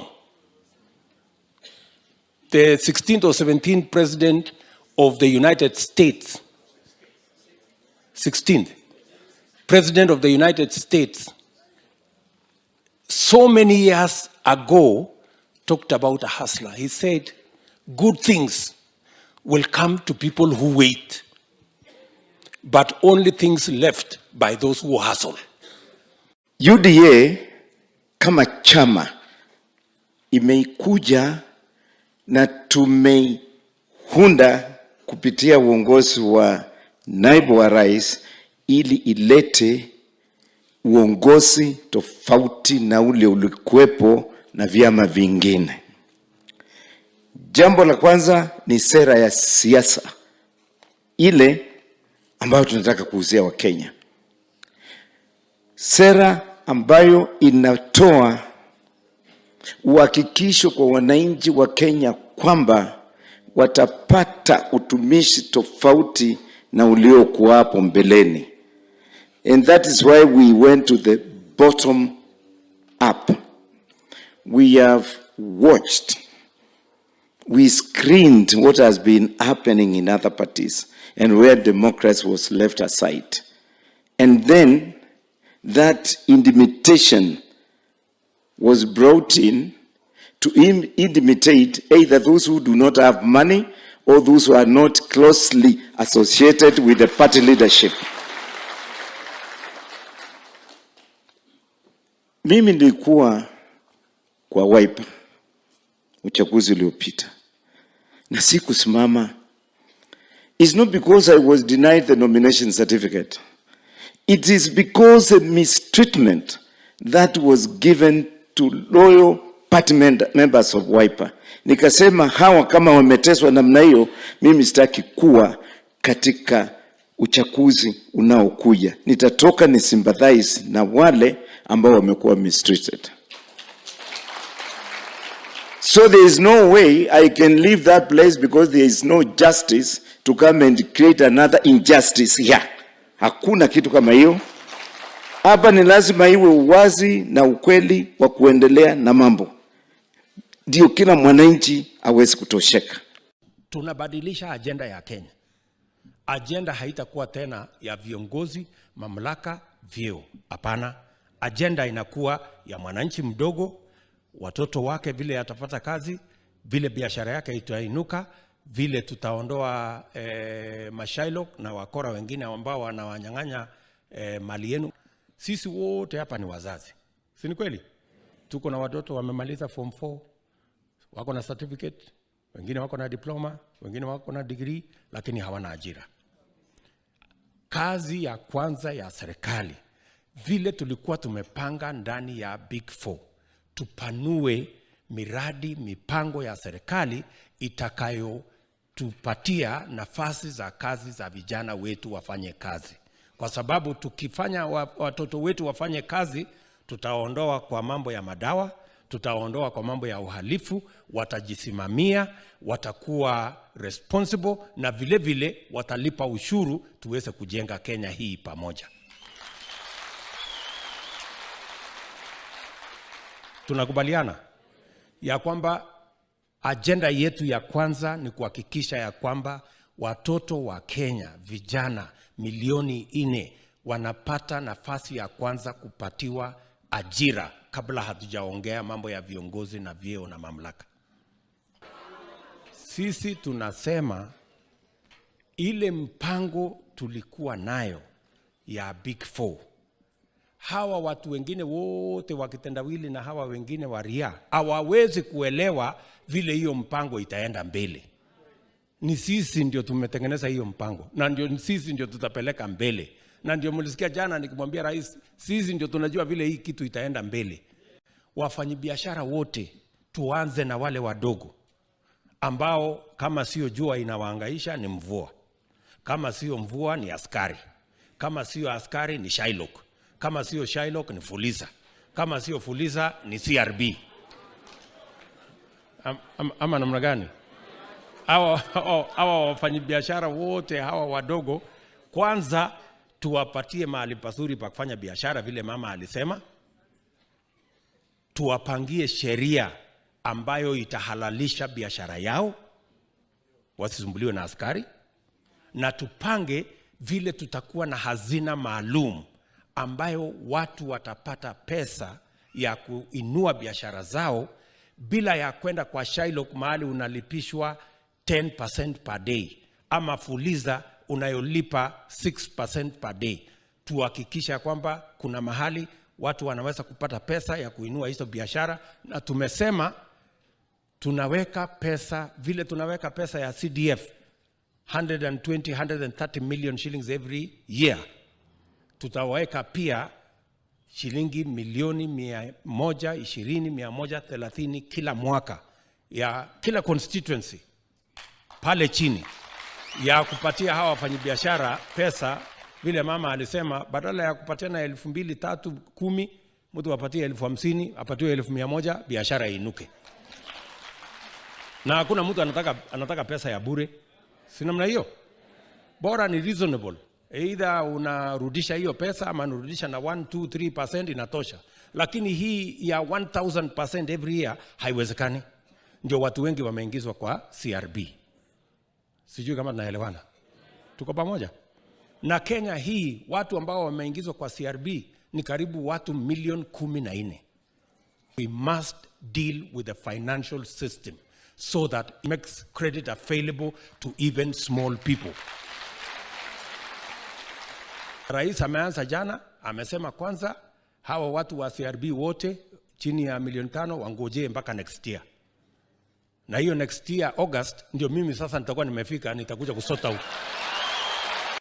At this time and age, anybody telling us the language of government working on a handout program to give money, small money to people, is an insult to the people of Kenya and to the young people of our nation. Our young people are creative, they are innovative, they want an opportunity to work, they want an opportunity to do business. They don't want handouts and small gifts from unnecessary programs. Now the contest is very clear. It is between the Hustler Nation candidate and our agenda of bottom-up to give jobs to our young people, to give opportunity for business to our enterprise and sort out the whole field of financial ecosystem, and to improve the productivity of our farmers so that we can reduce the cost of living. And our competitors, the project of the system, who believe in patronage and the trickle-down handout mentality. That is the contest the people of Kenya are faced with.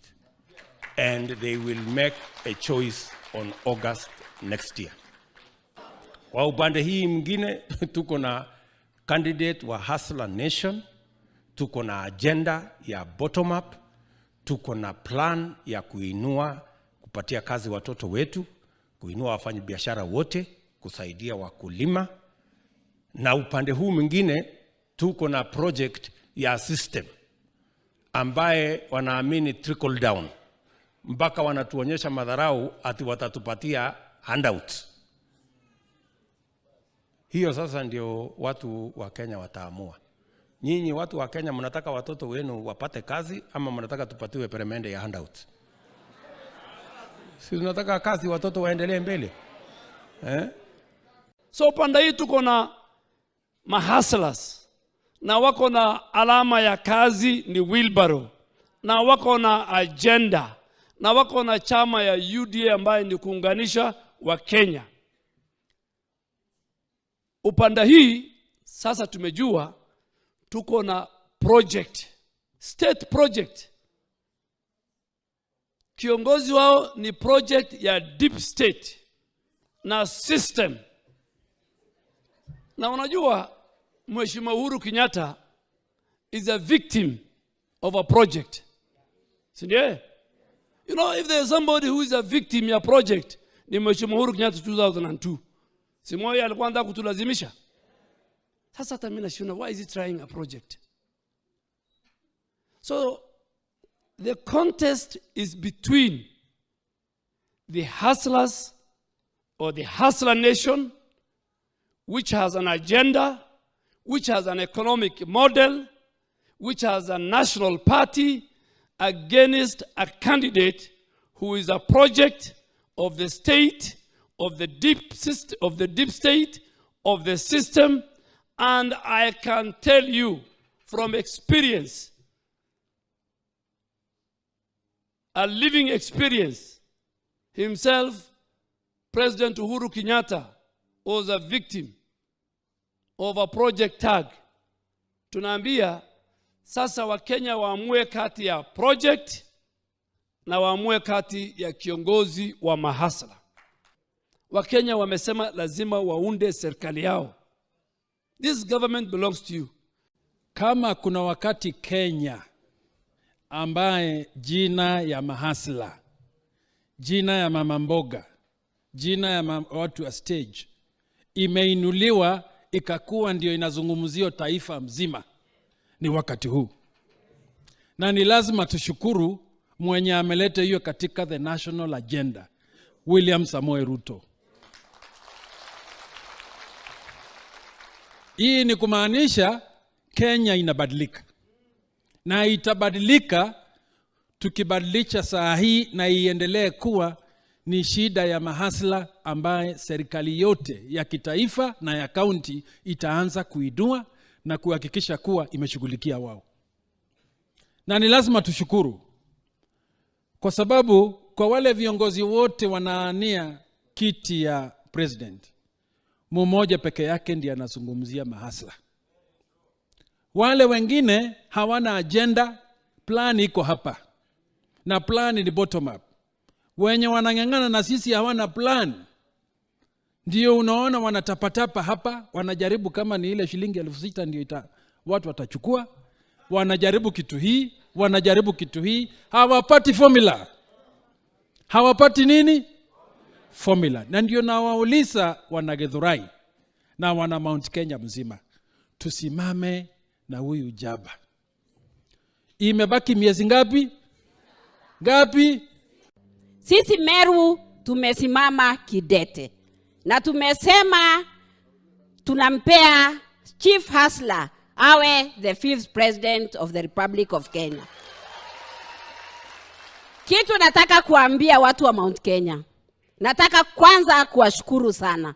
Mumeweka msimamo, na kwa sababu kama viongozi tunapoweka ahadi, tunatakana tujue pia mbingu inasikia. Tuliweka ahadi ya 10-10. Mbingu imesikia, na sisi ndio tutakuwa watu wa kutekeleza.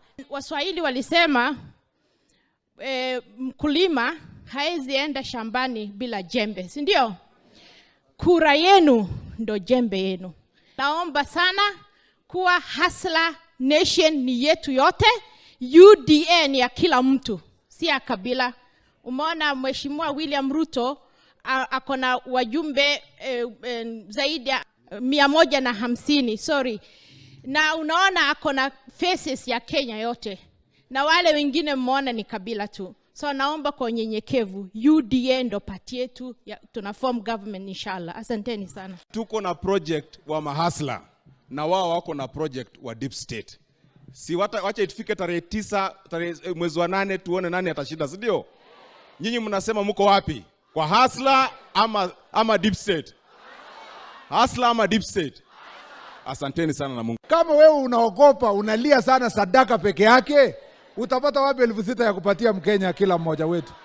Sisi tunasema ya kwamba tunataka kujenga uchumi ya mwananchi wa kawaida kutoka chini kwenda juu. Kwa sababu tumeambiwa na Mheshimiwa Ichung'wa wako hapa na alikuwa budget committee. Huyu bwana anatuambia ati kila mtu apewe 2,000. Mwenye apati shilingi 200 kwa siku apewe shilingi 200. Wakenya ambao hawapati shilingi 200 kwa siku ni 10 million Kenyans. Kumaanisha anadanganya Wakenya kwamba tutalipa 2 billion kwa kila siku. Kumaanisha anadanganya kwamba kwa mwezi tutalipa 60 billion. Kumaanisha anadanganya kwamba kwa mwaka tutalipa 720 billion. Hiyo 720 billion tapatikana wapi ya kupatia a quarter ya Kenyans? Honestly, we want to tell our competitors, if you want to copy Hustler Nation message, please find something that is somewhere closer to the truth. You don't have to lie to the people of Kenya. Ama namna gani? Sisi tunasema mwananchi wa kawaida, wale ambao ni wanang'ang'ana, vile ile testimony zenu nimesikia nikiwa hapa, wale ambao wanaanza biashara, wako na sako, wako na hii, wanataka kufanya biashara. Tumesema kama vile tuko na pesa ya CDF, wao pia wapewe pesa yenye watachukua loan kwa pesa ya interest kadogo, wajimudu kimaisha, na wananchi wapige hawa check, wajisaidie, waendelee mbele. Ndio wao wajisaidie wao wenyewe. Lakini hii ya kudanganya Wakenya tusikubali. We are not saying that we should elect the deputy president of Kenya because of where he comes from. There are many other sons and daughters that come from Rift Valley. We are saying we want to elect him because of the vision, because of the focus, because of the track record, because of the difference we want him to make in our great republic. And that is the kind of politics we want to sell in the Republic of Kenya. And yesterday, ilidhihirika wazi, na nilipenda yenye mtu mmoja kitu alisema. When the deputy president spoke yesterday, Your Excellency, when you spoke yesterday, it was very clear. You spoke, na Raila Odinga akaongea. And watu wenye tulikuwa tumekaa pamoja wakasema, if you want to know the history of Kenya, where Kenya comes from, listen to Raila Odinga. If you want to know where Kenya is going to, listen to William Ruto. And that was very clear. Ule mzee wetu akitendawili atuambia, unajua 1963, 1967, 1988, ukifika 2012, alafu 2017, yake ikaishia hapo. Naibu wa rais akasimama akasema, unajua wananchi wa safari ya kesho lazima tujenge kutoka hapa na hapa tuende mbele. Asanteni sana na Mungu awabariki. A country cannot take itself to prosperity by taxing itself. It's like a man standing on a bucket and expecting himself to lift them up. That is a problem of giving people 6,000 shillings a month. We want to be the ones who are going to build the economy using the work of our hands. Because even the Bible says, God shall bless the labor of our hands. And when I look at them and what they stand for, when we talk about jobs, they are looking for positions. When we talk about empowerment, they are looking for power sharing. When we talk about enterprise development, they are looking for patronage and privilege. When we talk about the economy, they are looking for constitutional change. When we talk about hard work, they are talking about handouts. So our difference between us and them is like light and day. We are extremely privileged to have the leader of our movement, a man who rose from obscurity, a chicken seller indeed, to become the Deputy President of the Republic of Kenya. And when he becomes president, or when he became Deputy President, I beg your pardon, he did not forget where he came from. He could also see other presidents and MPs and senators rising in the same way. So he conceptualized a bottom-up model. He took up courage to also make others feel that they themselves are human beings like each one of us here. So he is, just like Nelson Mandela said, that if you light your candle, you inadvertently encourage and motivate others to light their candle. Your Excellency, we are extremely grateful that when your candle was lit, you have brought us, all of us, to light our candle and to believe in ourselves for a better future and for a better country. We from the mountain have got three types of leadership. They are the leaders, Adhamaki. We have Itonga, the rich people, the wealthy people, and we have Jamba. In you, we see all of the three together. You are a leader par excellence. You are the most generous person that we know around here, isn't it? And also, you are a Jamba. You are courageous. And we fear and we respect those who we see can stand. Because when everybody ran away from us, you are the one who stood with our president and Jubilee government was made. You are the one who will also continue with the Big Four agenda. You are the one who can secure firmly the legacy of the Jubilee administration. The others are pretenders. We believe in you. Stand strong, stand firm, do not waver. We will stand with you till the end. William, wewe tunakujua. And we know you. We are here because we know you. If we don't know you here, we can't be here today. Ama mko hapa umepotea njia? Mmekosa kazi ya kufanya? Sisi watu wa Mlima Kenya, William, want to tell you, we will elect you to the last man. Tutakuchagua. Kwa sababu hawa watu ni wanabiashara, ni watu wa Githurai. Na ni watu wanajifanyia biashara. You don't come to Mount Kenya and tell us utatulipanga pesa bila kufanya kazi. We work for our money. Atutatupea rufusite ya kufanya nini? We are not used to adults. William, we are not used to adults. Ati Raila atatupea rufusite ya kufanya nini? We want biashara zetu zitengenezwe. Tunataka loan zianguke interest. Na sisi tutafanya kazi. Ama mnataka adults? We don't want adults. We just want a good economy. Tunataka loan ukikopa unalipa na pesa kidogo. Sisi tutakopa loan zetu na tutafanya biashara. Finally, William,